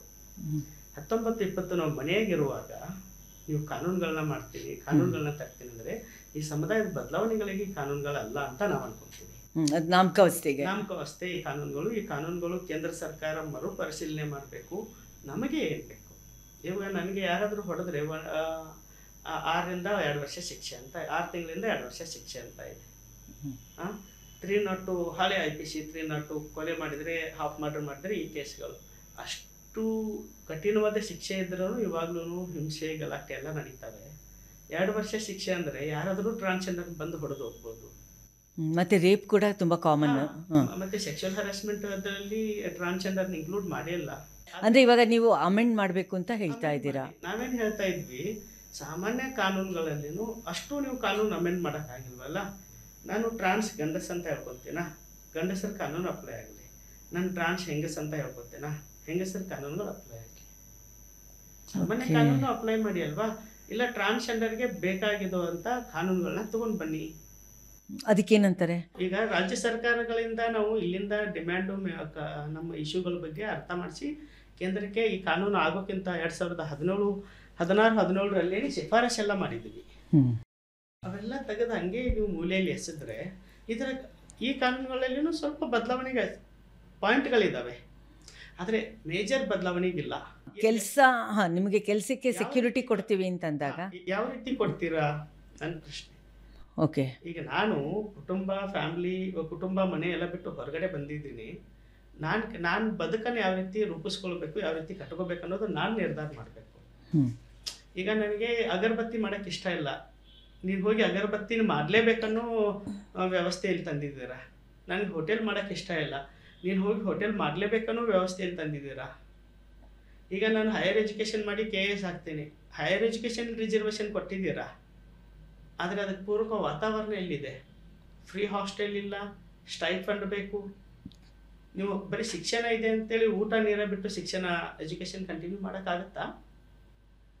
ಬದುಕಕ್ಕೆ ಊಟ ಬೇಕು, ಇರೋಕ್ಕೊಂದು ಮನೆ ಬೇಕಲ್ವ? ಓಕೆ, ಇವಾಗ ನೀವು ಹೇಳೋದು ಒಪ್ಕೋತೀನಿ. ಇದೇ ಥರ ಕಂಡೀಷನ್ನು ಜನರಲ್ ಪಾಪ್ಯುಲೇಷನ್ಗೂ ಇದೆಯಲ್ಲ, ಇವಾಗ ಅವರು ಹಾಗೆ ಕೇಳ್ತಾ ಹೋಯ್ತು ಅಂತಂದರೆ ಸಾಮಾಜಿಕ ಶೋಷಿತರು ಅಂತ ಯಾರಿಗೆ ಹೇಳ್ತೀವಿ ನಾವು? ಈಗ ಮಹಾರಾಣಿಗೂ ದಲಿತ ಮಹಿಳೆಗೂ ಈಕ್ವಲ್ಲ. ನಮ್ಮ ಮೈಸೂರು ಮಹಾರಾಣಿಯವರು ಇದ್ದಾರೆ, ತಾಯಿ ಇನ್ನೂ ಇದ್ದಾರೆ. ಅವ್ರಿಗೂ ಮತ್ತು ನಮ್ಮ ಗದ್ದೆಯಲ್ಲಿ ಹೊಲದಲ್ಲಿ ಕೂಲಿ ಮಾಡುವಂಥ ದಲಿತ ಮಹಿಳೆಗೂ ಈಕ್ವಲ್ ಆಗಿ ನೋಡೋಕ್ಕಾಗತ್ತಾ? ಇಲ್ಲಿ ಮೀಸಲಾತಿ ಯಾರಿಗೆ ಬೇಕು? ಕಾನೂನುಗಳು ಯಾರಿಗೆ ಸಪೋರ್ಟ್ ಸಿಸ್ಟಮನ್ನು ಕ್ರಿಯೇಟ್ ಮಾಡಬೇಕು? ಮಹಾರಾಣಿಯವ್ರ ಹತ್ರ ಎಲ್ಲ ಇದೆ, ಯಾರ ಹತ್ರ ಏನಿಲ್ಲ. ಇಲ್ದೇ ಇರೋರಿಗೆ ಕೊಡಿ ಅಂತ ಅನ್ನೋದು ನಿಮ್ಮದು. ಹೌದು. ನಾವೇನು ಕೇಳ್ತಾ ಇರೋದು ಶೋಷಿತರಲ್ಲಿ ಮೀಸಲಾತಿ ಕಾನ್ಸೆಪ್ಟು ಹಾಗೆ ಇದೆ ಅಲ್ವಾ. ಅಂಬೇಡ್ಕರ್ ಹೇಳಿರೋದು ಹಾಗೆ, ಮತ್ತೆ ಮೊದಲು 30 ವರ್ಷ ಹಂಗೆ ಬೇಕು ಅಂತ, ಇವಾಗ ಹಂಗೆ ಇಟ್ಕೋತಾ ಇದ್ದಾರೆ. ಈಗೇನಂದ್ರೆ ನೀವು ಯಾರು ಬೀದಿಗೆ ಬಂದು ಹೋರಾಟ ಮಾಡೋರಿಗೆ 10% ಕೊಟ್ಟಿದ್ದೀರಾ. ಬೀದಿಗೆ ಬಂದು ಹೋರಾಡದೇ ಇರುವಂಥವ್ರಿಗೆ ಎಲ್ಲ ವ್ಯವಸ್ಥೆಯಲ್ಲೂ ಮುಖ್ಯವಾಹಿನಿಯಲ್ಲಿ ಇರುವಂಥವ್ರಿಗೆ 10% ಕೊಟ್ಟಿದ್ದೀರಾ. ನಾವೇನು ಪಾಪ ಮಾಡಿದ್ವಿ ಸ್ವಾಮಿ? ಅದಕ್ಕೇನು ಹೇಳ್ತಾರೆ ಮಿನಿಸ್ಟರ್ಸ್, ಪಾಲಿಸಿ ಮೇಕರ್ಸ್? ನಮ್ಮ ಬಗ್ಗೆ ಗೊತ್ತೇ ಇಲ್ಲ. ಮತ್ತು ಅವ್ರಿಗೆ ಹೆಂಗೆ ತಿಳುವಳಿಕೆ ಕೊಡ್ತೀರಾ? ಕರ್ನಾಟಕ ಸರ್ಕಾರ, ಕೇಂದ್ರ ಸರ್ಕಾರಗಳು 2014 ಸರ್ವೋಚ್ಚ ನ್ಯಾಯಾಲಯದ ತೀರ್ಪನ್ನು ಅರ್ಥ ಮಾಡ್ಕೊಳ್ಳಿ ಫಸ್ಟು ಅಂತ. ತೀರ್ಪು ಹೇಳುತ್ತೆ 6 ತಿಂಗಳಿಂದ 1 ವರ್ಷದೊಳಗಡೆ ಕಾನೂನುಗಳನ್ನು ಮಾಡಬೇಕು, ಟ್ರಾನ್ಸ್ಜೆಂಡರ್ ಹಕ್ಕುಗಳನ್ನು ರಕ್ಷಿಸಬೇಕು, ಪಾಲಿಸಿಗಳನ್ನು ಮಾಡಬೇಕು, ಸಾಮಾಜಿಕವಾಗಿ ಓರಿಯಂಟೇಷನ್ ಮಾಡಬೇಕು ಅಂತ. ಅದೆಲ್ಲ ಆಗ್ತಾ ಇದೆ. ಸಾಮಾಜಿಕ ಓರಿಯಂಟೇಷನ್ ಅಂದರೆ ಏನು? MLA ಗೊತ್ತು? ಇದೇ ಸಿದ್ದರಾಮಯ್ಯ ಸರ್ಕಾರಕ್ಕೆ ಟ್ರಾನ್ಸ್ಜೆಂಡರ್ಗೂ ಶಕ್ತಿ ಯೋಜನೆ ಮತ್ತು ಗೃಹಲಕ್ಷ್ಮಿ ಅಪ್ಲಿಕೇಬಲ್ ಮಾಡ್ತೀವಂತ ಸ್ಟೇಟ್ಮೆಂಟ್ ಮಾಡ್ತಾರೆ. ಆದರೆ ಇದೇ ಸಿದ್ದರಾಮಯ್ಯ ಸರ್ಕಾರದ ಮೈಂಡ್ ಸೆಟ್ಟಲ್ಲಿ ಏನಿರುತ್ತೆ, ಟ್ರಾನ್ಸ್ಜೆಂಡರ್ ಅಂದರೆ ಓನ್ಲಿ ಸೀರೆಯಲ್ಲಿರುವಂಥ ಟ್ರಾನ್ಸ್ಜೆಂಡರು. ನಾವು ವಿತಿನ್ ಫೈಟ್ ಮಾಡ್ತೀವಿ ಅವ್ರ ಸ್ಟೇಟ್ಮೆಂಟ್ ಹಿಡ್ಕೊಂಡು. ಟ್ರಾನ್ಸ್ಜೆಂಡರ್ ಅಂದರೆ ಈ ಎಲ್ಲ ಐಡೆಂಟಿಟಿಗಳಿದ್ದಾವೆ, ಎಲ್ಲರಿಗೂ ಕೊಡಿ ಅಂತ. ಲಾಸ್ಟ್ 2024 ಆಗಸ್ಟಿಂದ ಗೃಹಲಕ್ಷ್ಮಿ ಆನ್ಲೈನಲ್ಲಿ ಅಪ್ಲಿಕೇಬಲ್ ಆಗಿ ಅಪ್ರೂವ್ ಮಾಡಿದ್ದಾರೆ. ಹೌದು, ಸೆಕೆಂಡ್ ಇನ್ಸ್ಟಾಲ್ಮೆಂಟಲ್ಲಿ ಗಲಾಟೆ ಮಾಡಿದ್ದಕ್ಕೆ. ನಮ್ದು ಆನ್ಲೈನ್ ಸೇವಾ ಸಿಂಧುವಲ್ಲಿ ಫಿಟ್ ಆಗಲ್ಲ.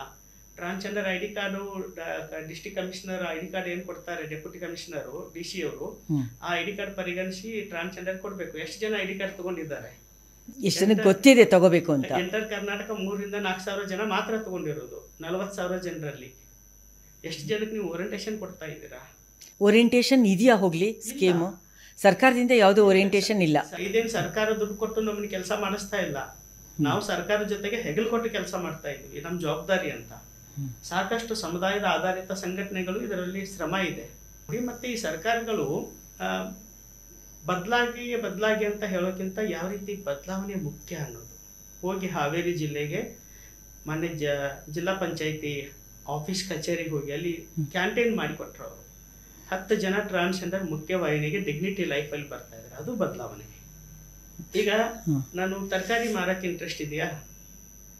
BBMP ಒಂದು ನನಗೆ ತರಕಾರಿ ಮಂಡಿಯನ್ನು ಕೊಟ್ಟು ಅದಕ್ಕೆ ಬೇಕಾದ ಹಣಕಾಸಿನ ಬೆಂಬಲವನ್ನು ಕೊಟ್ಟು ಮಾರ್ಕೆಟಿಂಗ್ ವ್ಯವಸ್ಥೆಗೆ ಟ್ರೈನಿಂಗ್ ಕೊಟ್ಟು ಸಪೋರ್ಟ್ ಮಾಡಿದರೆ 2 ಟ್ರಾನ್ಸ್ಜೆಂಡರ್ ಸೆಕ್ಸ್ ವರ್ಕ್ ಬೇಕಿಂಗಿಂತ ಕಮ್ಮಿ ಆಗ್ತಾರೆ. ಅದೇ ತರಹ MSME ಮುದ್ರಾನಲ್ಲೂ ಬರಬೇಕು. ಬಂದಿದೆಯಾ? ಯಾವುದೂ ಇಲ್ಲ. ಒಂದಂದ್ರೆ ಎಲ್ಲ ಕಾನೂನುಗಳು ಕೊಡಬೇಕು ಅಂತ ಇದೆ. ಯಾವ ರೀತಿ ಇಂಪ್ಲಿಮೆಂಟೇಷನ್ ಆಗಬೇಕು ಅನ್ನೋದು ಅಧಿಕಾರಿ ವ್ಯವಸ್ಥೆ ಮನಸ್ಸು ಮಾಡಬೇಕಲ್ವಾ. ಒಂದು ಕಾಲ ಇತ್ತು, ಟ್ರಾನ್ಸ್ಜೆಂಡರ್ ಅಂದರೆ ಒಂಥರ ಕೇವಲವಾಗಿ ನೋಡೋದು. ಎಲ್ಲ ಟ್ರಾಫಿಕ್ ಕಡೆ ಎಲ್ಲ ಭಿಕ್ಷೆ ಇರ್ತಾರೆ ಇವರು, ಮತ್ತು ಗಂಡಸರನ್ನ ಅಟ್ಯಾಕ್ ಮಾಡಿ ಭಿಕ್ಷೆ ಕೇಳಕ್ಕೆ ಬರ್ತಾರೆ ಅಂತ ಒಂಥರ ಕೇವಲವಾಗಿ ನೋಡೋದು. ಬಟ್ ಅದನ್ನ ತಪ್ಪು ಅಂತ ಹೇಳೋಕ್ಕಾಗಲ್ಲ.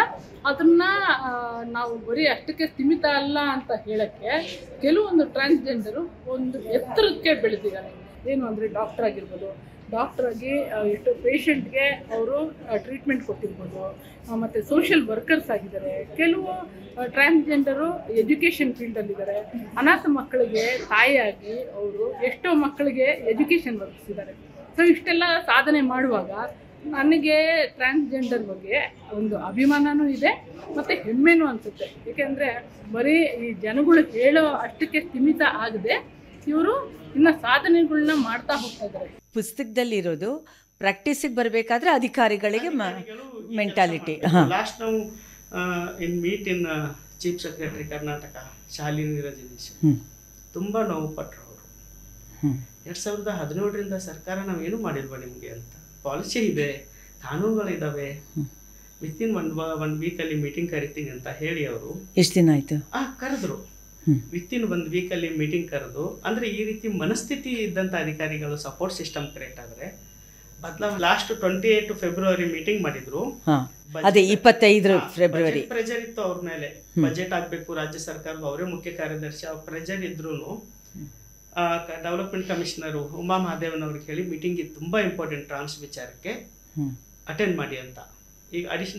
ಈಗ Uma Mahadevan madam in additional chief secretary Karnataka, development commissioner in Karnataka. ಹೌದು, ಅವ್ರು ಮೀಟಿಂಗ್ ಕರೆದು ಎಲ್ಲ ಅಧಿಕಾರಿಗಳಿಗೆ ಎಲ್ಲ ಅಪ್ಲಿಕೇಶನ್ ಆನ್ಲೈನಲ್ಲಿ ಟ್ರಾನ್ಸ್ಜೆಂಡರ್ ಅಂತ ಚೇಂಜ್ ಆಗಬೇಕು. ಎಲ್ಲ ಇಲಾಖೆಗೆ ಓರಿಯೆಂಟೇಷನ್ ಪ್ರಾರಂಭ ಆಗಬೇಕು. ಮತ್ತು ಹೆಲ್ತು, ಎಜುಕೇಷನು, ಹೌಸಿಂಗು ಇದ್ರಾಗ ಏನೇನು ಡೆವಲಪ್ ಆಗಬೇಕು ಅನ್ನೋದು ಏಪ್ರಿಲ್ ಫಸ್ಟ್ ವೀಕಲ್ಲಿ ಮೀಟಿಂಗ್ ಕರಿತೀವಿ. ಎಲ್ಲ ರೆಡಿ ನಮ್ಮ ಟೇಬಲ್ ಮೇಲೆ ಬರಬೇಕು ಅಂತ ಮಹಾದೇವನ್ ಹೇಳಿದ್ದಾರೆ. ವಿತ್ ನೋಟಿಸ್ ಥರ ಅದೊಂದು. ಮತ್ತೆ ವಾಪಸ್ ನಮಗೂ ಹೇಳಿದ್ದಾರೆ, ನಾವು ಬಿಜಿ ಇದ್ರು ನಮ್ಮನ್ನು ನೀವು ಚಾಟಿ ತೊಗೊಂಡು ಬೆಳ್ಳತ್ತಿ. ಇಬ್ಬರು ವುಮೆನ್ ಆಫೀಸರ್ಸ್. ಅಂದರೆ ಈ ರೀತಿ ಒಂದು ಒಳ್ಳೆ ಮನಸ್ಥಿತಿಯ ಆಫೀಸರ್ಸ್ಗಳಿದ್ದರೆ ಒಂದು ಬದಲಾವಣೆ ಸಹಜ ಪ್ರಕ್ರಿಯೆ ಆಗುತ್ತೆ. ಅವ್ರು ಫೀಲು ಮಾಡ್ಕೊಂಡ್ರು. ನಾವು ಎಷ್ಟೋ ಈ ಸಾಮಾಜಿಕ ವ್ಯವಸ್ಥೆ ಗದ್ದಲದಲ್ಲಿ ಒಂದು ಸಣ್ಣ ಸಮುದಾಯವನ್ನು ನೋಡ್ತಾ ಇಲ್ವಲ್ಲ, ಇದನ್ನು ನಾವು ಸೀರಿಯಸ್ ಆಗಿ ತೊಗೊತೀವಿ ಅಂತ. ಮತ್ತು ಪ್ರಾಮಿಸ್ ಮಾಡಿದಂಗೆ ನಾನು ಅನ್ಕೊಂಡಿದ್ದೆ, ಮೇಡಮ್ ಪ್ರಾಮಿಸ್ ಮಾಡಿದ್ದಾರೆ, ತುಂಬ ಪ್ರೆಜರು ಇದೆ. ಹೌದು, ಚೀಫ್ ಸೆಕ್ರೆಟರಿ ಕೆಲಸ ಅಂದರೆ ಅಷ್ಟು ಸುಲಭದ ಕೆಲಸನೂ ಅಲ್ಲ, ಇನ್ನು ಉನ್ನತ ಅಧಿಕಾರಿ ರಾಜ್ಯದ್ದು. ಮತ್ತು ಆ ಪ್ರೆಜರಲ್ಲಿ ಮೀಟಿಂಗ್ ಕರೀತಾರಿಲ್ಲ ಅಂತೇಳಿ ನೆಕ್ಸ್ಟ್ 2-3 ಡೇಸಲ್ಲೇ ನನಗೆ ಗೊತ್ತಾಯಿತು, ಬ್ಲಾಕ್ ಆಗಿದೆ ಡೇಟು, ನಿಮ್ಮ ಮೀಟಿಂಗ್ ಇದೆ ಅಂತ ಅನ್ಆಫಿಷಿಯಲಿ ಗೊತ್ತಾಯಿತು. ಆಫಿಷಿಯಲಿ ನನಗೆ ಮತ್ತೆ 27 ನಾನು ಹೋಗಿ ವಿಚಾರಿಸಿದಾಗ ಆಫಿಷಿಯಲಿ ನಮ್ಮನ್ನು ಇನ್ವೈಟ್ ಮಾಡಿದರು. ಬನ್ನಿ ಅಧಿಕಾರಿಗಳೆಲ್ಲ ಬರ್ತಾ ಇದ್ದಾರೆ, ನಿಮ್ಮ ಇಶ್ಯೂಗಳನ್ನ ನೇರವಾಗಿ ಅಂತ. ಮತ್ತು ಚೀಫ್ ಸೆಕ್ರೆಟರಿ ಏನೇನು ಆಗಬೇಕು ಅಂತ ಅವರೇ ಒಂದು ಲಿಸ್ಟ್ ಮಾಡಿಕೊಟ್ಟಿದ್ರು, ನೋಟ್ ಕೊಟ್ಟಿದ್ರು. ಉಮಾಮಹದೇವನ್ ಅದೇ ಪ್ರಕಾರ ಇದೆಲ್ಲ ಆಗಬೇಕು ಚೀಫ್ ಸೆಕ್ರೆಟರಿ ಹೇಳಿದ್ದಾರೆ ಅಂತ. ಮತ್ತೆ ಏಪ್ರಿಲ್ ಫಸ್ಟ್ ವೀಕ್ ಫಾಲೋಅಪ್ ಮಾಡ್ತಾ ಇದ್ದೀವಿ. ಇತ್ತೀಚೆಗೆ ಅಂದರೆ ತೀರಾ ಇದನ್ನು ರೆಕಾರ್ಡ್ ಮಾಡಿ ನಾವು ಎಡಿಟ್ ಮಾಡೋ ಟೈಮ್ನಲ್ಲಿ 1-2 ದಿನದ ಹಿಂದೆ ಫೋವೇ ಅಂತ ಒಂದು ಆರ್ಗನೈಸೇಷನಲ್ಲಿ ಶಾಲಿನಿ ರಜನೀಶ್ ಅವರು ಗೆಸ್ಟ್ ಆಗಿ ಬಂದಿದ್ದು ಕನ್ಕ್ಲೂಡಿಂಗ್ ಪ್ರೋಗ್ರಾಮ್ಗೆ. ಅಲ್ಲಿ ಅವತ್ತಿನ ದಿನ ನಾವು ಒಂದು ಬೈಟ್ ತೊಗೋಬೇಕು, ಈ ಥರ ವಿಷಯ ಮಲ್ಲು ಕುಂಬಾರ್ ಬಂದಿದ್ರು, ಪಾಡ್ಕಾಸ್ಟ್ ಮಾಡ್ತಾ ಇದ್ದೀವಿ ಅಂತ ಹೇಳಿದಾಗ ಅವ್ರು ಅದನ್ನು ಡೀಟೇಲ್ಸ್ ಕಳಿಸ್ಕೊಡ್ತೀನಿ ಅಂತ ಹೇಳಿ ಕಳಿಸಿದ್ದಾರೆ. ನೋಡ್ತು ಅಂತ ಹೇಳಿದ್ರೆ ಮಲ್ಲು ಕುಂಬಾರ್ ಹೇಳಿದ ಹಾಗೇನೆ ACS ಅಡಿಷ್ನಲ್ ಚೀಫ್ ಸೆಕ್ರೆಟರಿ ಉಮಾಮಹದೇವನ್ ಅಂತ ಇವರು ಕುಂಬಾರ್ ಹೇಳಿದ್ರಲ್ಲ, ಅವರು ಅಲ್ಲಿಂದ ಬಂದಿರುವಂಥ ರಿಪೋರ್ಟನ್ನು ಮೆಸೇಜ್ ಮಾಡಿದ್ದಾರೆ Shalini Rajneesh, chief secretary of Karnataka. ಇದು ನಮಗೆ ಯಾವ ತರಹ ಒಂದು ಸರ್ಕಾರ ಸೀರಿಯಸ್ ಆಗಿ ತೆಗೆದುಕೊಂಡಿದೆ, ಮೋಸ್ಟ್ ಇಂಪಾರ್ಟೆಂಟ್ಲಿ ಅಧಿಕಾರಿಗಳು ಇದನ್ನು ಸೀರಿಯಸ್ ಆಗಿ ತೊಗೊಂಡಿದ್ದಾರೆ ಅಂತ ಮಲ್ಲು ಕುಂಬಾರ್ ಹೇಳಿದ್ರಲ್ಲ, ಅದಕ್ಕೆ ಇದು ಒಂದು ಎವಿಡೆನ್ಸ್ ಥರ ಇದೆ. We are so happy, all the best ಅಂತ ಹೇಳ್ತಕ್ಕೆ ಇಷ್ಟಪಡ್ತಾ ಇದ್ದೀವಿ. ಇನ್ನು ಓಲ್ಡ್ ರೆಸ್ಪಾನ್ಸಿಬಿಲಿಟಿ ಅಲ್ಲಿಯ ಪ್ರಿನ್ಸಿಪಲ್ ಸೆಕ್ರೆಟರಿ ಶ್ಯಾಮಲ ಇಕ್ಬಾಲ್ ಮೇಡಮ್ ಆಗಿರ್ಬೋದು, ಮತ್ತೆ ಅಲ್ಲಿಯ ಸಚಿವರು ಲಕ್ಷ್ಮೀ ಹೆಬ್ಬಾಳ್ಕರ್ ಅವರಾಗಿರ್ಬೋದು, ಮತ್ತೆ ಅಟ್ಲೀಸ್ಟ್ ಈ ಕೆಲಸನ ಲಕ್ಷ್ಮೀ ಹೆಬ್ಬಾಳ್ಕರ್ ಮಾಡಬೇಕಿತ್ತು. ಒಬ್ಬ ಮಿನಿಸ್ಟರ್ ಆಗಿ ಮತ್ತೆ ಒಬ್ಬ ಮಹಿಳೆಯಾಗಿ, ಒಂದು ಸಚಿವರಾಗಿ, ಒಂದು ಮಹಿಳೆಯಾಗಿ ಶೋಷಿತರ ನೊಂದವರ ಜೊತೆಗೆ ನಿಲ್ಲುವಂತ ಜವಾಬ್ದಾರಿ ಅವ್ರದ್ದು. ಆದರೆ ಆಗ್ತಾ ಇರೋದು ಆಫೀಸರ್ಸ್ಗಳಿಂದ. ಅಂದರೆ ಹೋದಾಗ ಬೇರೆ ನೀವು ನಮ್ಮದು ಡಿಮ್ಯಾಂಡ್ ತೊಗೊಂಡು ಮೆಮೊರಂಡಮ್ ತೊಗೊಂಡು ಡಸ್ಟ್ಬಿನ್ಗೆ ಹಾಕೋದಲ್ಲ. ನೀವು ಅಧಿಕಾರಕ್ಕೆ ಬಂದಾಗಿಂದ ನಿಮ್ಮನ್ನು ವಿಶ್ ಮಾಡೋದು ಹಿಡಿದು ಅಪ್ ಟು ನಿಮ್ಮ ಜೊತೆಗೆ ನಾವು ನಿಲ್ತಾ ಇದ್ದೀವಿ. ಏನಾಗ್ತಾ ಇದೆಯಾ ಸಮುದಾಯದ ಬಗ್ಗೆ ಅಂತ ನೀವು ಅಟ್ಲೀಸ್ಟ್ ಕಿಂಚಿತ್ ಯೋಚನೆ ಮಾಡೋ ಮನಸ್ಥಿತಿಗಳಿಲ್ವಲ್ಲ. ಈಗಿನ ಮೊನ್ನೆಯ ಬಜೆಟ್ ನೋಡಿದ್ರೆ ಫುಲ್ ಎಲ್ಲ ಏನು ಇಲ್ವೇ ಇಲ್ಲ, ಏನೂ ಇಲ್ಲ, ಟ್ರಾನ್ಸ್ಜೆಂಡರ್ಗೆ ಏನು ಕೊಟ್ಟೇ ಇಲ್ಲ. ಹೌದು, ಆಲ್ರೆಡಿ ನೀವು ಶುರು ಮಾಡಿದ್ದೀರಾ, ವಾಯ್ಸ್ ರೈಸ್ ಮಾಡಿದ್ದೀರಾ. ವಾಯ್ಸ್ ರೈಸ್ ಅಲ್ಲ, ಇನ್ನು ವಿತ್ ಯಾವ ರೀತಿ ಎಷ್ಟು ಹಣ ಬೇಕು, ಯಾವ ರೀತಿ ಬೇಕು ಅನ್ನೋದು ವಿತ್ ಡಾಕ್ಯುಮೆಂಟ್ ಸಮೇತ ನಿಮ್ಮ ಟೇಬಲ್ ಮೇಲೆ ಇಟ್ಟಿದ್ದೀವಿ. ಏನಂತಾರೆ CM? ಮಾಡೋಣ, ಸಚಿವರಿಗೆ ಇಂಟ್ರೆಸ್ಟ್ ಬೇಕಲ್ವಾ. ಸಚಿವರು ಯಾವುದಕ್ಕೂ 4 ಲಕ್ಷ ಕೋಟಿಯಲ್ಲಿ ನಾವು ಕೇಳ್ತಾ ಇರೋದು ಬರೀ 200 ಕೋಟಿ. ಈಗ ಪೊಲೀಸ್ ವ್ಯವಸ್ಥೆನೂ ಅದೇ ಹೇಳುತ್ತೆ, ಇಲ್ಲೆಲ್ಲ ತುಂಬ ಕಾಟ ಆಗಿದೆ, ನಿಮ್ಮದು ಬಿಡಬೇಕು. ಸ್ವಾಮಿ ಬಿಡ್ತೀವಿ, ಬಂದು ಹೋಮ್ ಮಿನಿಸ್ಟರ್ ಮನೆಯವರು ನಿಮ್ಮ ಅಂಗಳದಾಗ DG ಆಫೀಸ್ನಾಗ ಬಂದು ಕುಂತ್ಕೊಂತೀವಿ, ಹಾಕಿ ಊಟ ಹಾಕಿ. ಅದೇ ನಾವು ಕೇಳ್ತಾ ಇರೋದು ಬಿಡಿ ಅನ್ನೋದಲ್ಲ, ಯಾರು ಕೃಷಿಯಲ್ಲಿ ಇಂಟ್ರೆಸ್ಟ್ ಇದೆ 2 ಎಕರೆ ಭೂಮಿ ಕೊಡಿ. ಸಾಕಷ್ಟು ಭೂಮಿ ನೀವು ಕಂಪ್ನಿಗಳಿಗೆ ವ್ಯವಸ್ಥೆಗಳಿಗೆ ಕೊಡ್ತೀರಾ. ಕೃಷಿಯಲ್ಲಿ ಇಂಟ್ರೆಸ್ಟ್ ಇದ್ದವರಿಗೆ ಕಮ್ಯುನಿಟಿ ಫಾರ್ಮಿಂಗು, ಕುರಿ ಕೋಳಿ ಸಾಕಾಣಿಕೆ ಮಾಡ್ತಾ ಇದ್ದಾರೆ, ಲ್ಯಾಂಡ್ ಕೊಡಿ. ಈಗ ಭರಮಸಾಗರದಲ್ಲಿ ಅರುಂಧತಿ ಅಂತ ವಿಮೆನ್ ಡೆವಲಪ್ಮೆಂಟ್ ಕಾರ್ಪೊರೇಷನ್ಗೆ 23 ಲಕ್ಷ ರೂಪಾಯಿ ಸಾಲ ಕೊಡಿಸಿದ್ದೀವಿ.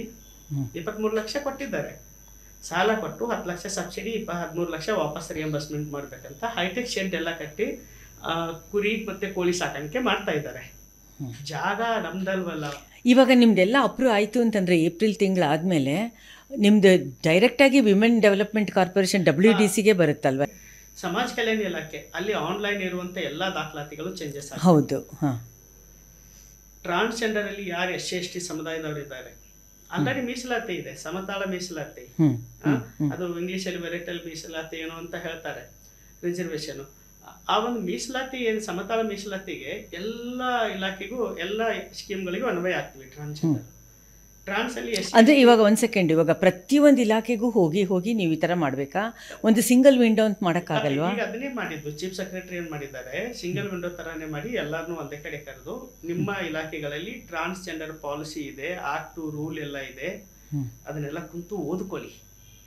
ಇಷ್ಟು ದಿನ ಇವ್ರು ಏನೂ ನೋಡೇ ಇಲ್ಲ, ಅದನ್ನು ಫಸ್ಟ್ ಕುಂತು ಓದಿ, ನಮ್ಮ ಇಲಾಖೆಗೆ ಏನು ಸಂಬಂಧ ಬರುತ್ತೆ, ನಾವೇನು ಮಾಡ್ಬೋದಿವಿ ಅಂತ ಒಂದು ಆಕ್ಷನ್ ಪ್ಲಾನ್ ಕೊಡಿ. ಹಾಗೆ ಸಮುದಾಯದ ಸಂಘಟನೆ ಆ ಇಲಾಖೆಗಳ ಜೊತೆಗೆ ಸಂಪರ್ಕ ಇಟ್ಕೊಳ್ಳಿ. ನೀವು ಸಮುದಾಯದವರು, ಈಗ ಎಜುಕೇಶನ್, ಹೈಯರ್ ಎಜುಕೇಶನ್ ಡಿಪಾರ್ಟ್ಮೆಂಟ್ ಇಂದ ಏನೇನು ಆಗ್ಬೇಕು ಅನ್ನೋದು ನೀವು ಹೋಗಿ ಮಾತಾಡಿ ಅವರಿಗೆ. ನಿಮ್ಮದು ಆಕ್ಷನ್ ಪ್ಲಾನ್ ಇರಲಿ, ಅವ್ರದ್ದು ಇರಲಿ, ಒಟ್ಟಿಗೆ ಇಟ್ಕೊಂಡು ಯಾವ ರೀತಿ ಅನುಷ್ಠಾನಕ್ಕೆ ಒಂದು ಡೈರೆಕ್ಷನ್ ಮಾಡ್ಬೋದಂತ ಪ್ಲಾನ್ ಮಾಡೋಣ ಅಂತ ಹೇಳಿರೋದು. ಈಗ ಇಲಾಖೆಗಳಿಗೆ ಕಾನೂನು ಹೇಳೋದೇ ಒಂದು, ಅವ್ರು ಯೋಚನೆ ಮಾಡೋದೇ ಇನ್ನೊಂದಾಗಿ ಹೋಗುತ್ತೆ. ಇಲ್ಲಿ ನೀವು ಅಧಿಕಾರಿಗಳು ಮನಸ್ಸು ಮಾಡಿ ಪೂರಕ ವಾತಾವರಣ ಅಂದರೆ ಹೇಗೆ, ಹೆಚ್ಚಿನ ಪ್ರಚಾರ, ಓರಿಯಂಟೇಷನು, ಮಾನಸಿಕ ಹಿಂಸೆ ಓರಿಯಂಟೇಷನ್, ಇವೆಲ್ಲ ಇದ್ರಾಗ ಬರ್ತಾ ಹೋಗ್ತವೆ. ಆದರೆ ಅವರು ಅದನ್ನು ಅರ್ಥ ಮಾಡ್ಕೊಳ್ಳಲ್ಲ. ಈಗ ಉನ್ನತ ಶಿಕ್ಷಣ ಸೆಕ್ರೆಟರಿ ಅಂತಾರೆ, ರಿಸರ್ವೇಷನ್ ಇದೆಯಲ್ಲ ಉನ್ನತ ಶಿಕ್ಷಣದಲ್ಲಿ, ಅಲ್ಲೇ ತಗೊಳ್ಳಿ, ಬರ್ತಾ ಇಲ್ಲ. ಟ್ರಾನ್ಸ್ಜೆಂಡರ್ ಯಾಕೆ ಬರ್ತಾ ಇಲ್ಲ ಅನ್ನೋದ್ರ ಬಗ್ಗೆ ಅವ್ರಿಗೆ ಅರ್ಥ ಆಗ್ತಾ ಇಲ್ಲ. ಯಾಕೆ ಬರ್ತಾ ಇಲ್ಲ? ಅಲ್ಲಿ ಫ್ರೀ ಹಾಸ್ಟೆಲ್ ವ್ಯವಸ್ಥೆ ಇಲ್ಲ, ಟ್ರಾನ್ಸ್ಜೆಂಡರ್ ಸ್ಟೈಫಂಡ್ ವ್ಯವಸ್ಥೆ ಇಲ್ಲ, ಟ್ರಾನ್ಸ್ಜೆಂಡರ್ಗೆ ದಾಖಲಾತಿಗಳಲ್ಲಿ ಸಮಸ್ಯೆಗಳಿದ್ದಾವೆ, ಜೆಂಡರು, ನೇಮ್ ಚೇಂಜಸ್ಸು. ಹೌದು, ಅದು ಕಂಪ್ಯೂಟರ್ ಸಿಸ್ಟಮ್ ಇಂದ ಚೇಂಜ್ ಆಗಬೇಕಾಗುತ್ತೆ, ಟ್ರಾನ್ಸ್ಜೆಂಡರ್ ಅಡ್ಮಿಷನ್ ಫೀ ಕಟ್ಟುವಷ್ಟು ದುಡ್ಡಿಲ್ಲ. ನೀವು ಫೀಸ್ಗಳಿದಾವಲ್ವಾ, ಲಾ ಆಗಿರ್ಬೋದು, ಇಂಜಿನಿಯರಿಂಗ್ ಆಗಿರ್ಬೋದು, ಡಬಲ್ ಡಿಗ್ರಿ ಆಗಿರ್ಬೋದು, ಡಿಗ್ರಿ ಮಾಡುವಾಗ ಕಟ್ಟೋ ಫೀಸ್ಗಳಿಗೆ ದುಡ್ಡಿಲ್ಲ. ಸುಮ್ಮನೆ ರಿಸರ್ವೇಷನ್ ಕೊಟ್ಟಿದ್ದೀವಿ ಅಂತ ಹೇಳೋದಲ್ಲ, ಅದರ ಪೂರ್ವಕವಾಗಿ ಏನು ಮಾಡಬಹುದು ಸರ್ಕಾರ ಅಂತ ಯೋಚನೆ ಮಾಡೋದೇ ಸಾಮಾಜಿಕ ಬದಲಾವಣೆ ಅಂತ ನಾನು ಹೇಳೋದು. ಇವಾಗ ನಿಮ್ಮ ಥರ ನಿಮ್ಮ ಗ್ರೂಪಲ್ಲಿ ನೀವು ಎಷ್ಟು ಜನ ಇದ್ದೀರಾ? ಒಂದು ಲೀಡರ್ಶಿಪ್ ಥರ ತೊಗೊಂಡು ಮಾತಾಡೋದಕ್ಕೆ ಒಂದು 4-5 ಜನ ಇದ್ದೀರಾ? ಎಂಟರ್ ಕರ್ನಾಟಕ ಒಂದು 20-30 ಜನ ಇದ್ದೀವಿ ನಾವು. ಅಲ್ಲೆಲ್ಲಿ ಮತ್ತೆ ಕರ್ನಾಟಕದಲ್ಲಿ ಜಿಲ್ಲೆಗಳಲ್ಲೂ ಸಹ ಡೆಪ್ಯೂಟಿ ಕಮಿಷನರ್ ಅಂಡರ್ದ ಸಮಿತಿಗಳಿದ್ದಾವೆ, DC ಅಂಡರು. ಆ ಸಮಿತಿಗಳನ್ನ ಆ್ಯಕ್ಟಿವ್ ಮಾಡೋಕ್ಕೆ ಫೋಕಸ್ ಮಾಡ್ತಾ ಇದ್ವಿ, ಕೆಲಸ ಮಾಡ್ತಾ ಇರೋದು. ಮತ್ತು ಜಿಲ್ಲೆಗಳಲ್ಲಿ ಈಗ ನಾನು ಕಮ್ಮಿ ಅಂದರೆ ಒಂದು 18-20 ಜಿಲ್ಲೆಯಲ್ಲಿ ಫೋಕಸ್ಡ್ ಆಗಿ ಕೆಲಸ ಮಾಡ್ತಾ ಇರೋದು. ಈಗ ಸಮ್ ಡಿಸ್ಟಿಕನ್ನು ಗಟ್ಟಿ ಮಾಡಿ ಅಲ್ಲಿ ಲೀಡರ್ಗಳನ್ನ ರೆಡಿ ಮಾಡಿ ಕೈ ಬಿಡ್ತಾ ಇದ್ದೀನಿ. ಈಗ ನಾವು ಹಾವೇರಿ ಮತ್ತು ವಿಜಯಪುರ, ಬೆಳಗಾಮು ನಾವು ಹೋಗೋ ಜರೂರತ್ತೇ ಇಲ್ಲ, ಅಲ್ಲಿ ಲೀಡರ್ಗಳೇ ತಯಾರಾಗಿ ಮಾತಾಡಕ್ಕೆ ಸ್ಟಾರ್ಟ್. ಮತ್ತು ಆ ಕಡೆ ಪಾಪ್ಯುಲೇಷನ್ ಜಾಸ್ತಿ ಇದೆ ಅಲ್ವಾ ಟ್ರಾನ್ಸ್ಜೆಂಡರ್ದು? ಯಾತಕ್ಕೆ ಆ ಥರ? ಟ್ರಾನ್ಸ್ಜೆಂಡರ್ಗೆ ಒಂದು ಪೂರಕ ವಾತಾವರಣ ಎಲ್ಲಿ ನಿರ್ಮಾಣ ಆಗ್ತಾ ಇದೆ ಆ ಜಿಲ್ಲೆಗಳಲ್ಲಿ ಇರ್ತಾ ಹೋಗ್ತಾ ಇದ್ದಾರೆ. ಮತ್ತೆ ಕಾನೂನುಗಳಿದಾವೆ, ಕಾನೂನುಗಳ ಬಗ್ಗೆ ಅರ್ಥ ಮಾಡ್ಕೊತಾ ಇದ್ದಾರೆ. ಓಕೆ, ಸಾಕಷ್ಟು ಜನ ಎಜುಕೇಶನ್ ಮಾಡ್ತಾ ಇದ್ದಾರೆ. ಮತ್ತೆ ಈಗ ಇಬ್ಬರು ಬೆಂಗಳೂರು ಅರ್ಬನ್ ಅಲ್ಲಿ ನಾರ್ತ್ ಕರ್ನಾಟಕದವರು, ಒಬ್ಬರು ರಾಯಚೂರು, ಒಬ್ಬರು ಬಾಗಲಕೋಟೆ ಜಿಲ್ಲೆಯವರು ಪೊಲೀಸ್ ಕಾನ್ಸ್ಟೇಬಲ್ ಆಗಿ ಸೆಲೆಕ್ಟ್ ಆಗಿದ್ದಾರೆ, ಟ್ರೈನಿಂಗ್ ಆಗಿದ್ದಾರೆ ಮೈಸೂರಲ್ಲಿ. ಅದು ಒಂದು ಈ ಸ್ಮಾಲ್ ಬದಲಾವಣೆಗಳು ಸಾಕಷ್ಟು. ಮತ್ತೆ 1-2-3 ಜನ ಟೀಚರ್ಸ್ ಆಗಿ ಸೆಲೆಕ್ಟ್ ಆಗಿದ್ದಾರೆ. ಮತ್ತೆ ಒಳಗಡೆ ಸಮಸ್ಯೆಗಳು ಬೇರೆ ಇದ್ದಾವೆ, ಅದು ಕಂಟಿನ್ಯೂ ಫೈಟ್ ಇರುತ್ತೆ. ನಾವಲ್ಲಿ ಒಳಗಡೆ ವ್ಯವಸ್ಥೆ ಒಳಗಡೆ ಕೇಳ್ತಾ ಇರೋದು ಸ್ಟಿಗ್ಮಾ ಡಿಸ್ಕ್ರಿಮಿನೇಷನ್ ಆಗದೆ ಇರೋ ಹಾಗೆ ಕಮಿಟಿಗಳಾಗಬೇಕು.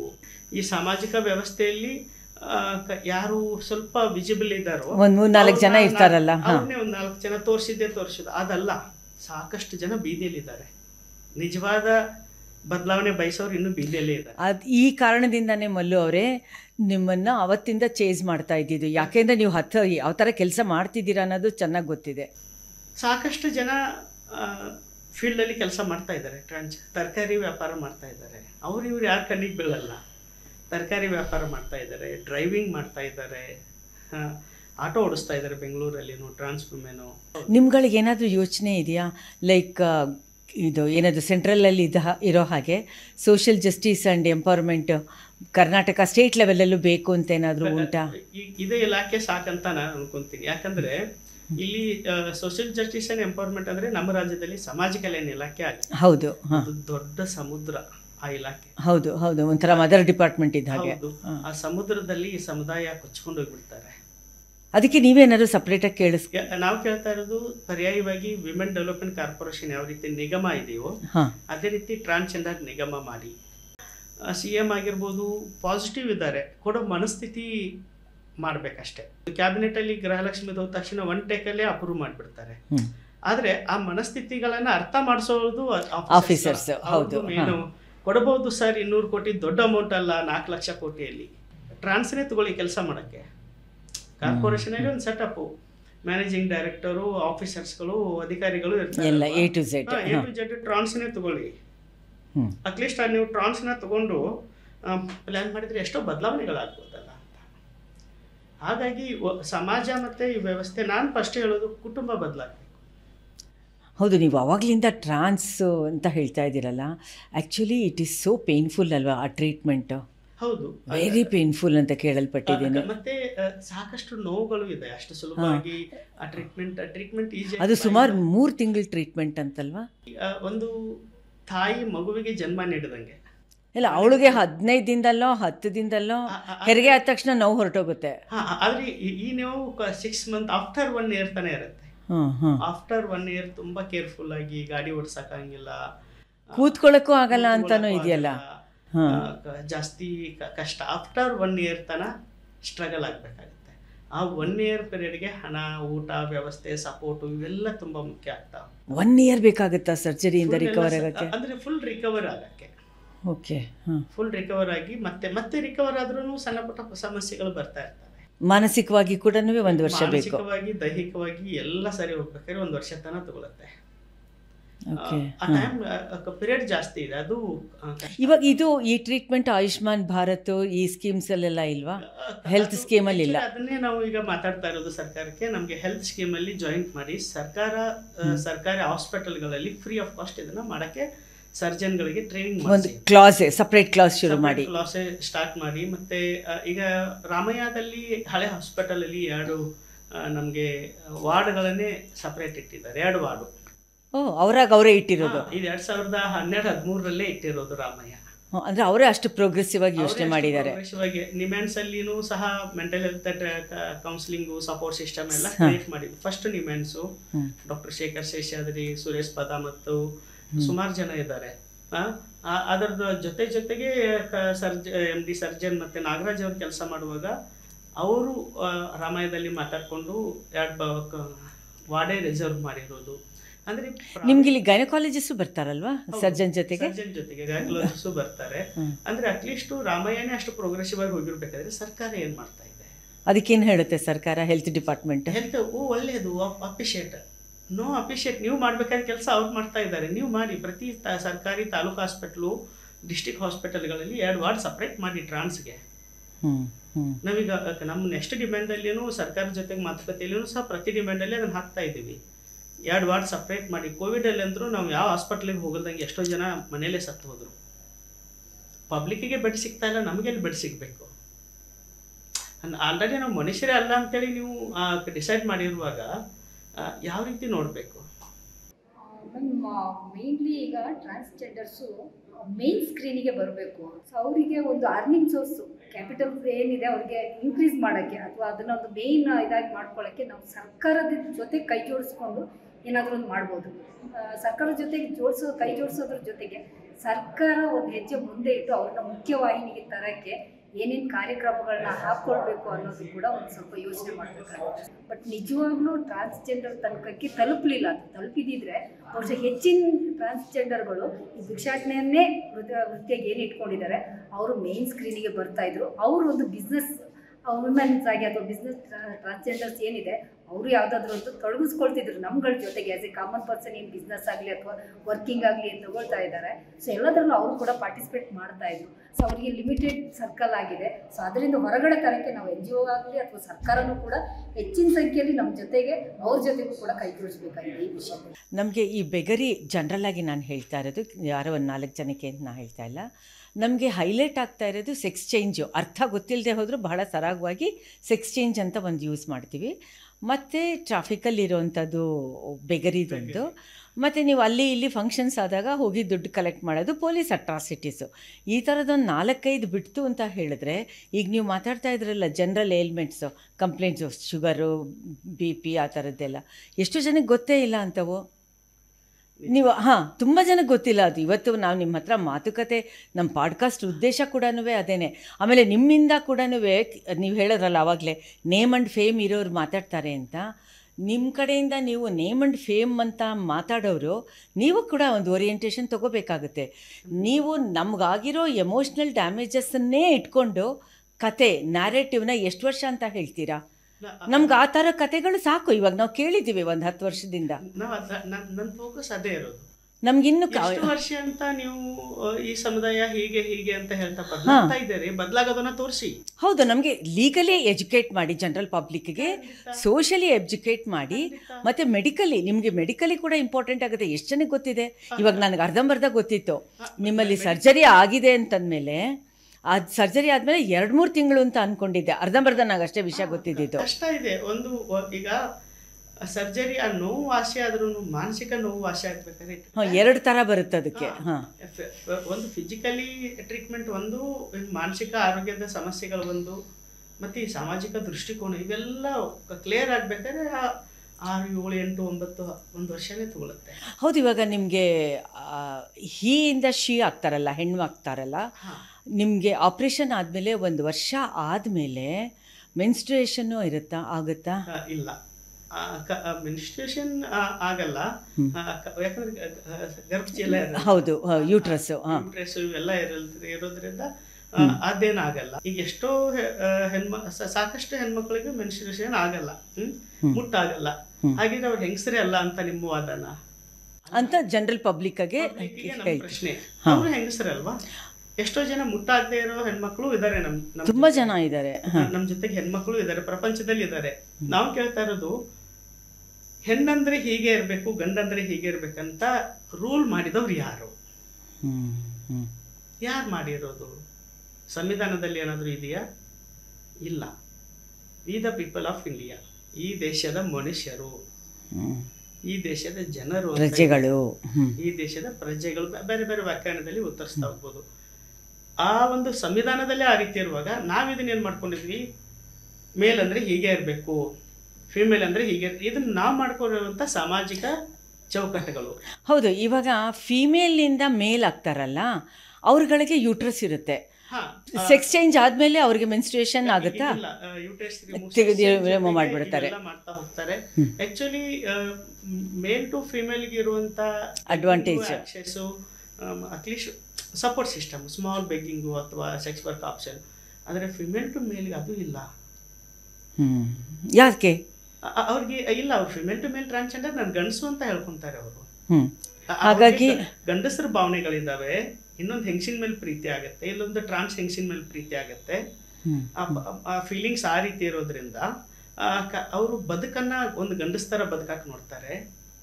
ಅವ್ರಿಗೆ ಆಪ್ಷನ್ ಸೆಕ್ಸ್ ವರ್ಕ್ ಇರಲ್ಲ, ಬೆಗ್ಗಿಂಗ್ ಇರಲ್ಲ. ಆಪ್ಷನ್ ಇರೋದೇ ಸಮಾಜದಲ್ಲಿ ಹೆಣ್ಣಾಗಿ ಹುಟ್ಟಿದ್ದೇ ಒಂದು ದೊಡ್ಡ ಪಾಪ ಅಂತ ಹೇಳುವ ಈ ಸಮಾಜ ಹೆಣ್ಣಾಗಿ ಗಂಡಸಾಗಿ ಬದುಕ್ತೀನಿ ಅಂತ ಅನ್ನುವಾಗ ಕುಟುಂಬ ಹಿಂಸೆಗಳು, ದೌರ್ಜನ್ಯಗಳು, ಪೊಲೀಸ್ ದೌರ್ಜನ್ಯಗಳು, ಮನೆ ಬಿಟ್ಟು ಬರುವಾಗ ಅವರು ಇಂಡಿಪೆಂಡೆಂಟ್ ಲೈಫ್ ಲೀಡ್ ಮಾಡುವಾಗ ಆಗುವಂಥ ಹ್ಯಾರಾಸ್ಮೆಂಟ್ಗಳು, ಮತ್ತು ಎಷ್ಟೋ ಜನ ಸುಸೈಡ್ ಅಟೆಂಪ್ಟ್ಗಳಾಗಿರ್ಬೋದು. ರೀಸೆಂಟ್ಲಿ ನಾವು ಒಬ್ಬ ಟ್ರಾನ್ಸ್ಮೆನ್ನ ಕಳ್ಕೊಂಡೆ, ಬಿ ಅಂತ. ಈ ಒಂದು ವ್ಯವಸ್ಥೆಯ ಟಾರ್ಚರ್ಗಾಗಿ ಆ ಹುಡುಗ ಸುಸೈಡ್ ಮಾಡ್ಕೊಂಡ ದೇವಸ್ಥಾನದ ಮುಂದೆ, ಕೇರಳದ ಒಂದು ಯಾವುದೋ ದೇವಸ್ಥಾನದ ಮುಂದೆ ಹೋಗಿ ವಿಷ ಕುಡ್ಕೊಂಡು. ಮನೆಯವರಿಂದ ನಿರೀಕ್ಷೆ ಮಾಡೋದು ಪ್ರೀತಿ ವಾಟ್ ಎವರ್ ಎಷ್ಟು ವರ್ಷ ಬೇಕಾಗುತ್ತೆ? 1-2 ವರ್ಷ ಆದರೂ ಬೇಕಾಗುತ್ತಲ್ವ ಕಂಪ್ಲೀಟ್ಲಿ ಮನೆಯವರಿಂದ ದೂರ ಆಗುತ್ತೆ? ಸಿಗ್ಬೇಕಾದ್ರೆ ಮನೆಯವರು ಅವ್ರಿಗೂ ಸಹ ಏನೋ ಒಂದು ಎಕ್ಸ್ಪೆಕ್ಟೇಷನ್ ಇರುತ್ತೆ, ಏನೋ ಒಂದು ಬೇಕನ್ನೋದು. ಈಗ ಫ್ಯಾಮಿಲಿ ಯಾಕೆ ಒಪ್ಕೊಂತಾರೆ? ದುಡ್ಡು. ಅದು ಬಂತು ಅಂತಂದ್ರೆ ಎಲ್ಲ ಸಿಗುತ್ತೆ. ದುಡ್ಡು ಬಂತಂದ್ರೆ ಅದು ದುಡ್ಡು ಇರೋ ಮಟ್ಟ ಮಾತ್ರ ಟ್ರಾನ್ಸ್ನ ಒಪ್ಕೊಂತಾರೆ. ಎಷ್ಟೋ ಟ್ರಾನ್ಸ್ ವಿಮೆನ್ ಭಿಕ್ಷಾ ಬೇಡಿ ಎಲ್ಲ ಬೇಡಿ ಆ ಕ್ಷಣಿಕ ಪ್ರೀತಿಗೋಸ್ಕರ, ತಮ್ಮನ ಮದುವೆ, ತಂಗಿ ಮದುವೆ, ಒಂದು ಕುಟುಂಬಕ್ಕೆ ಒಳ್ಳೆ ಮನೆ, ಇಷ್ಟೆಲ್ಲ ಕೊಟ್ಟಂತ ಟ್ರಾನ್ಸ್ಮೆನ್ ಲಾಸ್ಟ್ ಸತ್ತಾಗಿ ಯಾರು ಮನ್ ಮಾಡ್ತಾರೆ ಗೊತ್ತಾ? ಅವರು ಫ್ರೆಂಡ್ಸ್. ಫ್ಯಾಮಿಲಿಗೆ ಬಾ ಅಂದರೆ ಇಲ್ಲಿಲ್ಲ, ನಮ್ಮ ಮಗ ಅಲ್ಲ, ಸತ್ಯದಲ್ಲಿ ನೀವೇನಾದರೂ ಮಾಡ್ಕೊಳ್ಳಿ. ಎಷ್ಟೋ ಘಟನೆಗಳು. ಇಷ್ಟು ವರ್ಷ ತಿಂದಿರಲ್ಲ ಒಂದು ಅಂತಂದರೆ ಅದು ಅವ್ನು ಕೊಡಬೇಡ ಅಂತ ಕೊಡಂತ ಹೇಳಿದೀವ, ನಾವು ಕೊಡಂತ ಹೇಳಿದೀವ. ಆ ಕ್ಷಣಿಕ ಪ್ರೀತಿಗೋಸ್ಕರ ಕೊಟ್ಟಿದ್ದೇ ಹೊರತು, ನೀವು ಒಪ್ಕೊಂಡಿದ್ದೀರಲ್ಲ ಅಂತೇಳಿ ಕೊಟ್ಟಿದ್ದೇ ಹೊರತು, ಅದೇ ಟ್ರಾನ್ಸ್ಜೆಂಡರ್ ವಿಮೆನ್ ಅಷ್ಟು ಕೊಟ್ಟು ಏನಾದರೂ ಆರೋಗ್ಯ ಕೆಟ್ಟ ಹಾಸಿಗೆಗೆ ಬಿದ್ದಾಗ ಯಾರು ನೋಡಲ್ಲ. ಅದಕ್ಕೆ ನಾನು ನನ್ನ ಸಮುದಾಯಕ್ಕೆ ಹೇಳೋದು, ಶೇವಿಂಗ್ ಮಾಡ್ಕೊಳ್ಳಿ, ನಿಮ್ಮ ಹೆಸರಲ್ಲಿ ಇಟ್ಕೊಳ್ಳಿ. ನಾವು 10 ರೂಪಾಯಿ ಯಾರಾದರೂ ತಗೊಳ್ಳಿ, ನೋಡೋಕ್ಕೆ ಬರಲ್ಲ. ಆ ಶೇವಿಂಗನ್ನು ಸಹ ಅವ್ರ ಕೈಲಿ ಕೊಟ್ಟ ತಕ್ಷಣ ಹಲವಾರು ಹಿಂಸೆಗಳು ನಮ್ಮ ಮೇಲೆ ಮಾಡ್ತಾ ಹೋಗ್ತಾರೆ. ಇವಾಗೂ ಪ್ರೆಸೆಂಟು ಇದ್ದಾವೆ. ಎಷ್ಟೋ ದುಡ್ಡಿಗಾಗಿಯೇ ಸಮಾಜ ವ್ಯವಸ್ಥೆ ಒಪ್ಕೊಳ್ಳೋದು, ಮತ್ತು ಟ್ರಾನ್ಸ್ಮೆನ್ ಸಮುದಾಯ ಕರ್ನಾಟಕದಲ್ಲಿ ಬೆರಳೆಣಿಕೆಯಷ್ಟು ಸಮುದಾಯ ಇರೋದು. ಟ್ರಾನ್ಸ್ಜೆಂಡರಲ್ಲೇ ಹಬ್ಬಬ್ಬ ಕರ್ನಾಟಕದಿಂದ ಈಗ ನಾವು ಒಪ್ಪಿಕೊಂಡು ವಾತಾವರಣ ಒಂದು ಒಳ್ಳೆ ಪ್ಲಾಟ್ಫಾರ್ಮ್ ಜನ ಬಂದಿದ್ದಾರೆ ಅಂದರೆ 100 ಜನ ಸಿಗ್ತಾರೆ ಅವರು. ನಾವು ಕೇಳ್ತಾ ಇರೋದು ಅವಕಾಶನ ಸರ್ಕಾರ ಮಾಡಿಕೊಡಿ. ಈ ಬೆಂಗಳೂರಲ್ಲಿ 25ರಿಂದ 26 ಜನ ಇದ್ದಾರೆ ಅಂತ, ಒಂದು 30 ಜನ ಇದ್ದಾರೆ ಟ್ರಾನ್ಸ್ಮೆನ್ಗಳು. ಒಂದು 30 ಮನೆ ಕೊಡೋಕ್ಕಾಗ್ತಾ ಇಲ್ಲ. ನಿಮಗೆ ಮನೆ ಬಾಡಿಗೆ ಕೊಡೋದಕ್ಕೂ ಕಷ್ಟ ಇದೆ. ಮನೆಗಳನ್ನು ಕೊಡಿ, ರೇಷನ್ ಕಾರ್ಡನ್ನು ಕೊಡಿ. ಈಗ CM 1 ಲಕ್ಷ ಹೌಸಿಂಗ್ ಇದೆ, ಆನ್ಲೈನಲ್ಲಿ ರೇಷನ್ ಕಾರ್ಡನ್ನು ಅಡ್ಡ ತಂದಿಟ್ಟಿದ್ದೀರಾ. ರೇಷನ್ ಕಾರ್ಡ್ ಇದ್ರೇ ನಾನು ಒಳಗಡೆ ಎಂಟ್ರಿ ಆಗಬೇಕು. ನನಗೆ ರೇಷನ್ ಕಾರ್ಡೇ ಇಲ್ಲ. ಸರ್ಕಾರ ಬದಲಾವಣೆ ದಾಖಲಾತಿಗಳು ಯಾರು ಮಾಡಿಕೊಡ್ಬೇಕು? ನೀವೇ ಮಾಡಿಕೊಡ್ಬೇಕು. ಆ ದಾಖಲಾತಿಗಳನ್ನು ಸರ್ಕಾರ ಮನಸ್ಸು ಮಾಡಿದರೆ ವಿತಿನ್ 1 ವೀಕಲ್ಲಿ ಇದು ಸಮಸ್ಯೆ ಬಗೆಹರಿಸ್ತಾರೆ ಹೌಸಿಂಗ್ದು. ಇದೇ ಉಮಾ ಮಹಾದೇವನ್ ಮೇಡಮ್ 2018ರಲ್ಲಿ ಎಪಿಕ್ ಕಾರ್ಡ್ ಕ್ಯಾಂಪೇನ್ ಅಂತೇಳಿ ಎಂಟರ್ ಕರ್ನಾಟಕ CEOಗಳ ಮುಖಾಂತರ ಟ್ರಾನ್ಸ್ಜೆಂಡರ್ ಎಲ್ಲ ಟ್ರಾನ್ಸ್ಜೆಂಡರ್ಗೂ ಕಡ್ಡಾಯವಾಗಿ ವೋಟರ್ ID ಆಗಬೇಕು ಅಂತ ಮಾಡಿಸಿದ್ದ. ಅವ್ರು ಯಾವ ಜೆಂಡರಲ್ಲಿ ಅದೇ ವೋಟರ್ ID ಅಂಕಿಅಂಶ ಪ್ರಕಾರ ಇವತ್ತು ಅವ್ರು 40,000 ವೋಟರ್ ID ಹಿಡ್ಕೊಂಡಿದ್ದಾರೆ. ಈಗ ನಮಗೆ ಬೇಕಾಗಿರೋದು ರೇಷನ್ ಕಾರ್ಡ್ ಕ್ಯಾಂಪೇನ್ಗಳು, ಸಿಂಗಲ್ ಇದ್ದವ್ರಿಗೆ BPL ಕಾರ್ಡು, ಎಲ್ಲರಿಗೂ BPL ಕಾರ್ಡ್ ಕೊಡ್ತೀವಿ ಅಂತೇಳಿ, ಇನ್ಕಮ್ ಆ್ಯಂಡ್ ಕ್ಯಾಸ್ಟು DC ಅವ್ರಿಗೆ ಒಂದು ಸಪ್ರೇಟ್ ಆರ್ಡ್ರ್ ಮಾಡಿ. ಈಗ ಕ್ಯಾಸ್ಟಲ್ಲಿ ಡಾಕ್ಯುಮೆಂಟೇಷನ್, ಸ್ಕೂಲ್ ಡಾಕ್ಯುಮೆಂಟೇಷನ್ ಕೇಳ್ತಾರೆ. ಸ್ಕೂಲ್ಗೆ ಹೋಗಿಲ್ಲ ಅಂದರೆ ಹಾಂ, ಅದನ್ನ ಹೆಂಗೆ ಚಿಂತೆ. ನಾವೇನು ಹೇಳ್ತಾ ಇದ್ದೀವಿ, ನಾನು ಇರೋದೇ 30-40 ಸಾವಿರ ಜನ, ಯಾರು ಜಾತಿ ಸುಳ್ಳು ಹೇಳಲ್ಲ. ಈಗ ಮಲ್ಲು ಕುಂಬಾರ್ ಅಂದರೆ ಮಲ್ಲು OBC ಅಂತ ಗೊತ್ತಾಗ್ಬಿಡುತ್ತೆ. ಅವ್ರ ಸರ್ನೇಮಲ್ಲಿ, ಅವ್ರ ವ್ಯವಸ್ಥೆಯಲ್ಲಿ, ಅವ್ರ ಹೆಸರಲ್ಲಿ ಜಾತಿಗಳನ್ನ ಗುರುತಿಸುವಂಥ ಜನಗಳು ಇವರು. ಸರ್ಕಾರ ಒಂದು ಆದೇಶ, ಟ್ರಾನ್ಸ್ಜೆಂಡರ್ ಅವರು ಇಷ್ಟಪಟ್ಟು ಒಂದು ಅಫಿಡವಿಟ್ ಮಾಡ್ಕೊಂಡು ಸುಳ್ಳು ಹೇಳಲ್ದೆ ಯಾವ ಜಾತಿ ಅಂತ ಹೇಳ್ತಾರೆ, ಅದಕ್ಕೆ ನೀವು ಕ್ಯಾಸ್ಟ್ದು ಸರ್ಟಿಫಿಕೇಟ್ ಕೊಡಿ ಅಂತ ಒಂದು ಆರ್ಡ್ರ್ ಮಾಡಿ. ದಾಖಲಾತಿ ಕೊಡೋ ಮನಸ್ಥಿತಿಗಳೇ ನಿಮಗಿದ್ರೆ, ಈಗ ಟ್ರಾನ್ಸ್ಮೆನ್ಗಳಿಗೆ, ಎಷ್ಟೋ ಟ್ರಾನ್ಸ್ಮೆನ್ಗಳಿಗೆ ಇನ್ಕಮ್ ಆ್ಯಂಡ್ ಕ್ಯಾಸ್ಟು ಕಷ್ಟ ಆಗುತ್ತೆ. ಮೂಲ ಹಳೆ ಹೆಸರು ಇರ್ತವೆ. ಯಾವ ತಹಶೀಲ್ದಾರ್ಗಳಿಗೂ ಓರಿಯಂಟೇಷನ್ ಇರಲ್ಲ. ತಹಶೀಲ್ದಾರ್ ಹಳೆ ಹೆಸರು ನೋಡಿ ಡಾಕ್ಯುಮೆಂಟೇಷನ್ ಟ್ಯಾಲಿ ಮಾಡಿದರೆ ರಿಜೆಕ್ಟ್ ಮಾಡಲೇಬೇಕು ತಹಶೀಲ್ದಾರ್ಗೆ ಓರಿಯಂಟೇಷನ್ ಇಲ್ಲ. ತಹಶೀಲ್ದಾರ್ಗೆ ಓರಿಯಂಟೇಷನ್ಗಳನ್ನ ಕೊಟ್ಟು ಒಂದು ಆದೇಶ ಪಾಸ್ ಮಾಡಿ, ಸ್ಪೆಷಲಾಗಿ ಕ್ಯಾಂಪ್ಗಳನ್ನ ಮಾಡಿಸಿ, ನಿಮ್ಮ ಜೊತೆ ಕೆಲಸ ಮಾಡೋಕ್ಕೆ ಸಮುದಾಯದ ಸಂಘಟನೆಗಳು ಇದೀವಲ್ವ ನಾವು. ಹೌದು, ನೀವು ಮಾತಾಡ್ತಾ ಹೇಳಿದ್ರಿ ನಾನು ಹೆಚ್ಚು ಓದಿಲ್ಲ ಅಂತ. ಈಗ ಸುಮಾರು ಒಂದು 3/4 ಗಂಟೆ 1 ಅವರ್ ಮಾತಲ್ಲಿ ನಿಮಗೆ ಎಲ್ಲ ವಿಷಯಗಳು ಗೊತ್ತಿದೆ. ಈ ಒಂದು ಜರ್ನಿನೇ ಶಿಕ್ಷಣ ಆಗಿದೆ. ನನಗೆ 20 ವರ್ಷ ಜರ್ನಿನೇ ಈ ವ್ಯವಸ್ಥೆ ಶಿಕ್ಷಣ ಆಗಿದೆ. ಅದೇ ಎಷ್ಟೋ ಬದಲಾವಣೆಗಳಾಗ್ತಾ ಹೋಗುತ್ತೆ. ಹಾಗಾಗಿ ಈಗ ಬರೋ ಸಮುದಾಯಕ್ಕೆ ಶಿಕ್ಷಣ ಸಿಗಬೇಕು. ಶಿಕ್ಷಣ ತುಂಬ ಮುಖ್ಯ. ಈಗ ನನ್ನಾಗೆ ಎಲ್ಲ ಇರಬೇಕಂತ ನನಗೆ ಬಿಲ್ಕುಲ್ ಆಸೆ ಇಲ್ಲ. ಎಜುಕೇಷನ್, ಫಾರ್ಮಲ್ ಎಜುಕೇಷನ್ ಬೇಕು ಅಂತ ಹೇಳ್ತಾ ಇದ್ದೀರಾ. ಎಜುಕೇಷನ್ ಬೇಕೇ ಬೇಕಾಗುತ್ತೆ. ಸುಮಾರು ಜನ PhD ಮಾಡ್ತಾ ಇದ್ದಾರೆ, MSW ಮಾಡ್ತಾ ಇದ್ದಾರೆ. ಆ ರೀತಿ ಎಜುಕೇಷನ್ ಮಾಡೋಕ್ಕೆ ಮುಂದೆ ಬಂದವರಿಗೆ ನಾವು ಸಪೋರ್ಟು ಮಾಡ್ತಾ ಇದ್ದೀವಿ. ಅದು ನಡೀತಾ ಇದೆ. ನಿಮ್ಮಿಂದ ಸಾಕಷ್ಟು ವಿಷಯಗಳನ್ನ ನಾವು ತಿಳ್ಕೊಂಡ್ವಿ. ನಿಮ್ಮ ಮಾತಲ್ಲಿ ಹೇಳ್ತಾ ಇದ್ರಲ್ಲ, ಒಂದಷ್ಟು ಜನ ನೇಮ್ ಆ್ಯಂಡ್ ಫೇಮ್ ಆಗಿರೋರೇ ಆ ಒಂದು ಎಮೋಷ್ನಲ್ ನ್ಯಾರೇಟಿವ್ಸ್ನ ನಮ್ಮ ಮುಂದೆ ಇಡ್ತಾ ಇದ್ದಿದ್ದು. ಇವತ್ತು ನಮಗೆ ಅಥವಾ ಈ ಪಾಡ್ಕಾಸ್ಟ್ ನೋಡೋರಿಗೆ ನೀವು ತುಂಬ ಇಂಪಾರ್ಟೆಂಟ್ ಆಗ್ತೀರಾ. ಯಾಕೆ ಅಂದರೆ ಯಾವ್ಯಾವುದೋ ಚಾನಲ್ಗಳಲ್ಲಿ ನೀವು ಬೈಟ್ ಕೊಟ್ಟಿರೋದು ಇರಬಹುದು, ಇಲ್ಲ ಅಂತ ಅಲ್ಲ. ಈಗ ನಮ್ಮ ಪಾಡ್ಕಾಸ್ಟಲ್ಲಿ ನೀವು ಕಾಂಪ್ರಹೆನ್ಸಿವ್ ಆಗಿ ಸಾಕಷ್ಟು ವಿಷಯಗಳನ್ನು ತಿಳಿಸಿದ್ದೀರಾ. ಒಂದು ಪೊಲೀಸ್ ದೃಷ್ಟಿಯಿಂದ, ಕಾನೂನು ದೃಷ್ಟಿಯಿಂದ, ಮೆಡಿಕಲ್ ದೃಷ್ಟಿಯಿಂದ, ಅಫ್ಕೋರ್ಸ್ ನಮಗೆ ಫ್ಯಾಮ್ಲಿ ಆ್ಯಂಡ್ ಎಮೋಷ್ನಲ್ ವಿಷಯಗಳು ಒಂಥರ ಗೊತ್ತಿತ್ತು, ಇಲ್ಲ ಅಂತ ಹೇಳಲ್ಲ. ಏನೇ ಆದರೂ ಕೂಡ ಲೀಗಲ್ ಸಿಸ್ಟಮ್ಮು ಮತ್ತು ಪೊಲಿಟಿಕಲ್ ವಿಲ್ ಇದ್ರೇ ಏನಾದರೂ ಬದಲಾವಣೆ ತರೋದಕ್ಕೆ ಸಾಧ್ಯ ಆಗುತ್ತೆ ಅಂತ ಹೇಳ್ತಾ ನೀವೊಂದು ಪ್ರಶ್ನೆ ಕೂಡ ಎತ್ತಿದ್ದೀರಾ. ನೀವು ನಮಗೆ ಒಂದು ಡಿಸೆಂಟ್ ಲಿವಿಂಗ್ ಅಟ್ಮಾಸ್ಫಿಯರ್ನ ಕಲ್ಪಿಸ್ತು ಅಂತಂದರೆ ನಾವು ಯಾತಕ್ಕೆ ಸಿಗ್ನಲ್ಸಲ್ಲಿ ಬೆಗ್ ಮಾಡ್ತೀವಿ, ನಿಮಗೆ ಇರಿಟೇಟ್ ಮಾಡ್ತೀವಿ. ನಮಗೂ ಕೂಡ MSME, ಮುದ್ರಾ, ಈ ಥರ ಏನೇನು ಗೌರ್ಮೆಂಟ್ದು ಸ್ಕೀಮ್ಸ್ಗಳಿದೆಯೋ 1% ನಮಗೆ ಕೊಡೋ ಥರ ಮೀಸಲಾತಿ ಅಂತ ನಾವು ಕೇಳಲ್ಲ. ದಟ್ ಈಸ್ ಅವರ್ ಹಕ್ಕು, that's our right according to constitution, Indian constitution ಅಂತ ಹೇಳ್ತಾ ಇದ್ದೀರಾ. ನಿಮ್ಮ ಒಂದು ಇದಕ್ಕೆ ಖಂಡಿತ ನಮ್ಮ ಸಾರಥಿ ಕಮ್ಯುನಿಕೇಷನ್ ಆಗಲಿ, ನಮ್ಮ ಎಲ್ಲರೂ ಕೂಡ ನಿಮಗೆ ನಾವು ಅದಕ್ಕೆ ಸಪೋರ್ಟ್ ಮಾಡ್ತೀವಿ.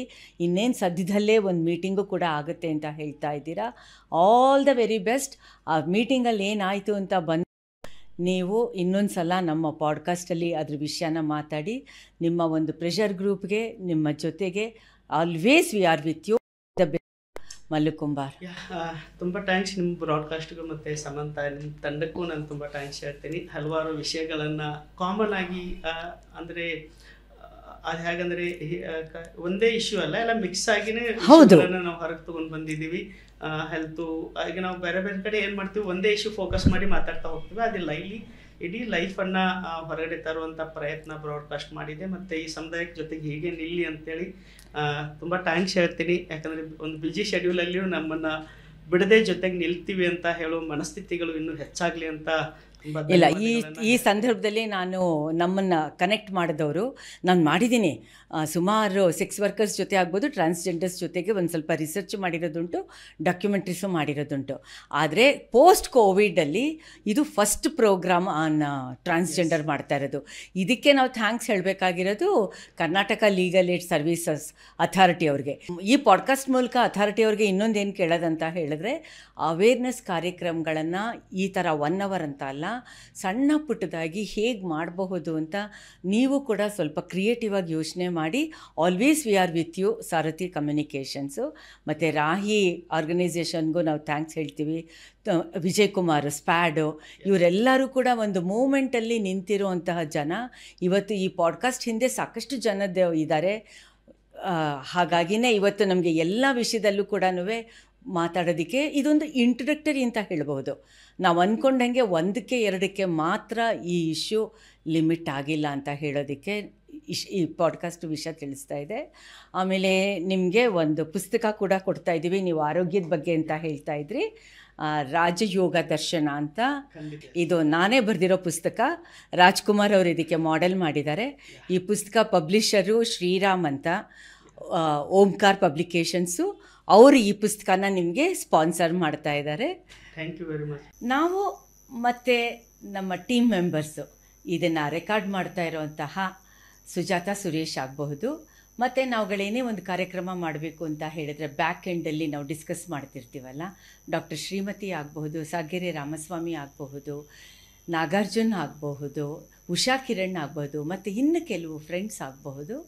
ನಾವು ಪ್ರತಿಯೊಬ್ಬರು ಕೂಡ ಮುಂದಕ್ಕೆ ಹೆಂಗೆ ತೊಗೊಂಡು ಹೋಗ್ಬೋದು ನಮ್ಮ ಈ ಪಾಡ್ಕಾಸ್ಟು ಮತ್ತು ನಮ್ಮ ಒಂದು ಕಮ್ಯುನಿಕೇಷನ್ನು ಇರೋ ಒಂದು ಕನ್ಸರ್ನ್ ಅಂತ ಅಂದ್ಕೊಂಡಾಗ ಇನ್ನೇನು ನಾವು ಪ್ರಾರಂಭ ಮಾಡಬೇಕು ಅಂತ ಇದ್ದೀವಿ. ಈ ಪಾಡ್ಕಾಸ್ಟ್ ನಾವು ಹೇಗೆ ಮಾಡಬಹುದು, ನೀವು ಟಿಕ್ಟಾಕು ಮಾಡ್ತಾ ಇರ್ತೀರಾ, ರೀಲ್ಸು ಮಾಡ್ತಾ ಇರ್ತೀರಾ. ಇದಕ್ಕೆ ಒಂದು ಚೌಕಟ್ಟು ಕೊಟ್ಟು ಹೇಗೆ ನಮ್ಮ ಊರಿನ ಪರಿಸರ, ನಮ್ಮ ಒಂದು ಆಸಕ್ತಿ, ನಮ್ಮ ಒಂದು ಇಂಟ್ರೆಸ್ಟ್, ಇದರದನ್ನೆಲ್ಲನೂ ನಮ್ಮ ಒಂದು ಅಕಾಡೆಮಿಕ್ ಬ್ಯಾಕ್ಗ್ರೌಂಡು, ನಮ್ಮ ಓದು, ನಮ್ಮ ಒಂದು ಪರಿಶ್ರಮ, ನಮ್ಮ ಒಂದು ಎಕ್ಸ್ಪರ್ಟೀಸ್ನ ಹೇಗೆ ನಾವು ಒಂದು ಮಾಧ್ಯಮನ ಕಮ್ಯುನಿಕೇಷನ್ ಮೂಲಕ ತರೋಕ್ಕೆ ಸಾಧ್ಯ ಅಂತ ಒಂದು ಸಣ್ಣದಾಗಿ ಒಂದು ಕಾರ್ಯಾಗಾರ ವರ್ಕ್ಶಾಪ್ ಮಾಡಬೇಕು ಅಂತ ಇದ್ದೀವಿ. ಇದನ್ನು ನಾವು ಮಾತಾಡ್ತಾ ಇರಬೇಕಾದ್ರೆ ಡೆಲ್ಲಿನಲ್ಲಿ ಈಗಾಗಲೇ ನಾವು ರಾಷ್ಟ್ರದಾದ್ಯಂತ ಗಲಾಟೆ ಶುರು ಆಗಿದೆ. ರಣವೀರ್ ಅಹ್ವಾಲಿಯಾದು ಯಾವ ರೀತಿ ಪಾಡ್ಕಾಸ್ಟರ್ಸ್ನ, ಯೂಟ್ಯೂಬರ್ಸ್ನ ನಾವು ಕಂಟ್ರೋಲ್ ಮಾಡಬೇಕು ಅಂತ ಈ ಗಮನದಲ್ಲಿ ನಾವು ಈ ಒಂದು ಕಾಂಟೆಕ್ಸ್ಟಲ್ಲಿ ಒಂದು ಡೀಸೆಂಟ್ ಆಗಿರುವಂತಹ ಒಂದು ಥಾಟ್ ಬೇಕಾಗುತ್ತೆ. ಆ ಒಂದು ಎಕ್ಸ್ಪರ್ಟೀಸು ಕನ್ಸರ್ನನ್ನು ನಾವು ಹೇಗೆ ಮುಂದಕ್ಕೆ ಒಂದು ನೀಟಾಗಿ ನಾವು ಮಾಡ್ತಾ ಇರುವಂಥ ಒಂದು ಯೂಟ್ಯೂಬು ಪಾಡ್ಕಾಸ್ಟ್ಗೆ ಅದನ್ನು ತರೋಕ್ಕೆ ಸಾಧ್ಯ ಅನ್ನೋದಕ್ಕೆ ಒಂದು ಸಣ್ಣದಾಗಿ ಒಂದು ಕಾರ್ಯಾಗಾರ ಮಾಡ್ತಾಯಿದ್ದೀವಿ. ನಮ್ಮಲ್ಲಿ ಬೇರೆ ಬೇರೆ ಕ್ಷೇತ್ರದಲ್ಲಿ ಕೆಲಸ ಮಾಡ್ತಾ ಇರುವಂತಹ ಸ್ನೇಹಿತರು ನಮ್ಮ ಜೊತೆ ಇದ್ದಾರೆ. ಅದು ಎಜುಕೇಷನ್ ಆಗಬಹುದು, ಹೆಲ್ತ್ ಆಗಬಹುದು, ಮಹಿಳೆ ಆಗಬಹುದು. ಈ ಥರ ಸುಸ್ಥಿರ ಅಭಿವೃದ್ಧಿ ಗುರಿಗಳು ಅಂತ 16-17 ವಿಷಯಗಳಿದೆಯಲ್ಲ, ಅದರಲ್ಲಿ ಸಿನಿಮಾ ಕೂಡ ಬರುತ್ತೆ. ಸಿನಿಮಾನೂ ಬರುತ್ತೆ, ಎಂಟರ್ಟೈನ್ಮೆಂಟ್ ಬರುತ್ತೆ, ರಂಗಭೂಮಿ ಬರುತ್ತೆ, ಸಾಂಸ್ಕೃತಿಕ ಎಲ್ಲ ವಿಷಯಗಳನ್ನು ಒಳಗೊಂಡಂತೆ ಒಂದು ವರ್ಕ್ಶಾಪ್ ಮಾಡೋಣ, ಟ್ರೈನಿಂಗ್ ಪ್ರೋಗ್ರಾಮ್ ಮಾಡೋಣ ಅಂತ ಇದ್ದೀವಿ. ನಿಮ್ಗೆ ಅದೇನಾದರೂ ಒಂದು ಆಸೆ ಇದೆ ಇದರಲ್ಲಿ ಭಾಗವಹಿಸಬೇಕು ಅಂತ ಹೇಳಿದರೆ ನಮ್ಮ ಕಾಂಟ್ಯಾಕ್ಟ್ ಡೀಟೇಲ್ಸ್ ಎಲ್ಲ ಕೂಡ ಇದೆ ಇಲ್ಲಿ. ದಯವಿಟ್ಟು ನೀವು ನಮ್ಮನ್ನು ಕಾಂಟ್ಯಾಕ್ಟ್ ಮಾಡಿ. ನಮ್ಮ ವಾಟ್ಸಪ್ ನಂಬರ್ 7899040771. ಇನ್ನೊಂದು 9845536979. ಇದೊಂದು ಹೊಸದಾಗಿ ನಾವು ಶುರು ಮಾಡ್ತಾ ಇರುವಂತಹ ಮತ್ತೊಂದು ಎಕ್ಸಸೈಸ್ ಅಥವಾ ಪ್ರಾಜೆಕ್ಟ್ ಅಥವಾ ಒಂದು ಕಳಕಳಿ ಅಂತ ಹೇಳೋದಕ್ಕೆ ಇಷ್ಟಪಡ್ತಾ ಇದ್ದೀನಿ on behalf of Sarathi communications team. Thank you so much.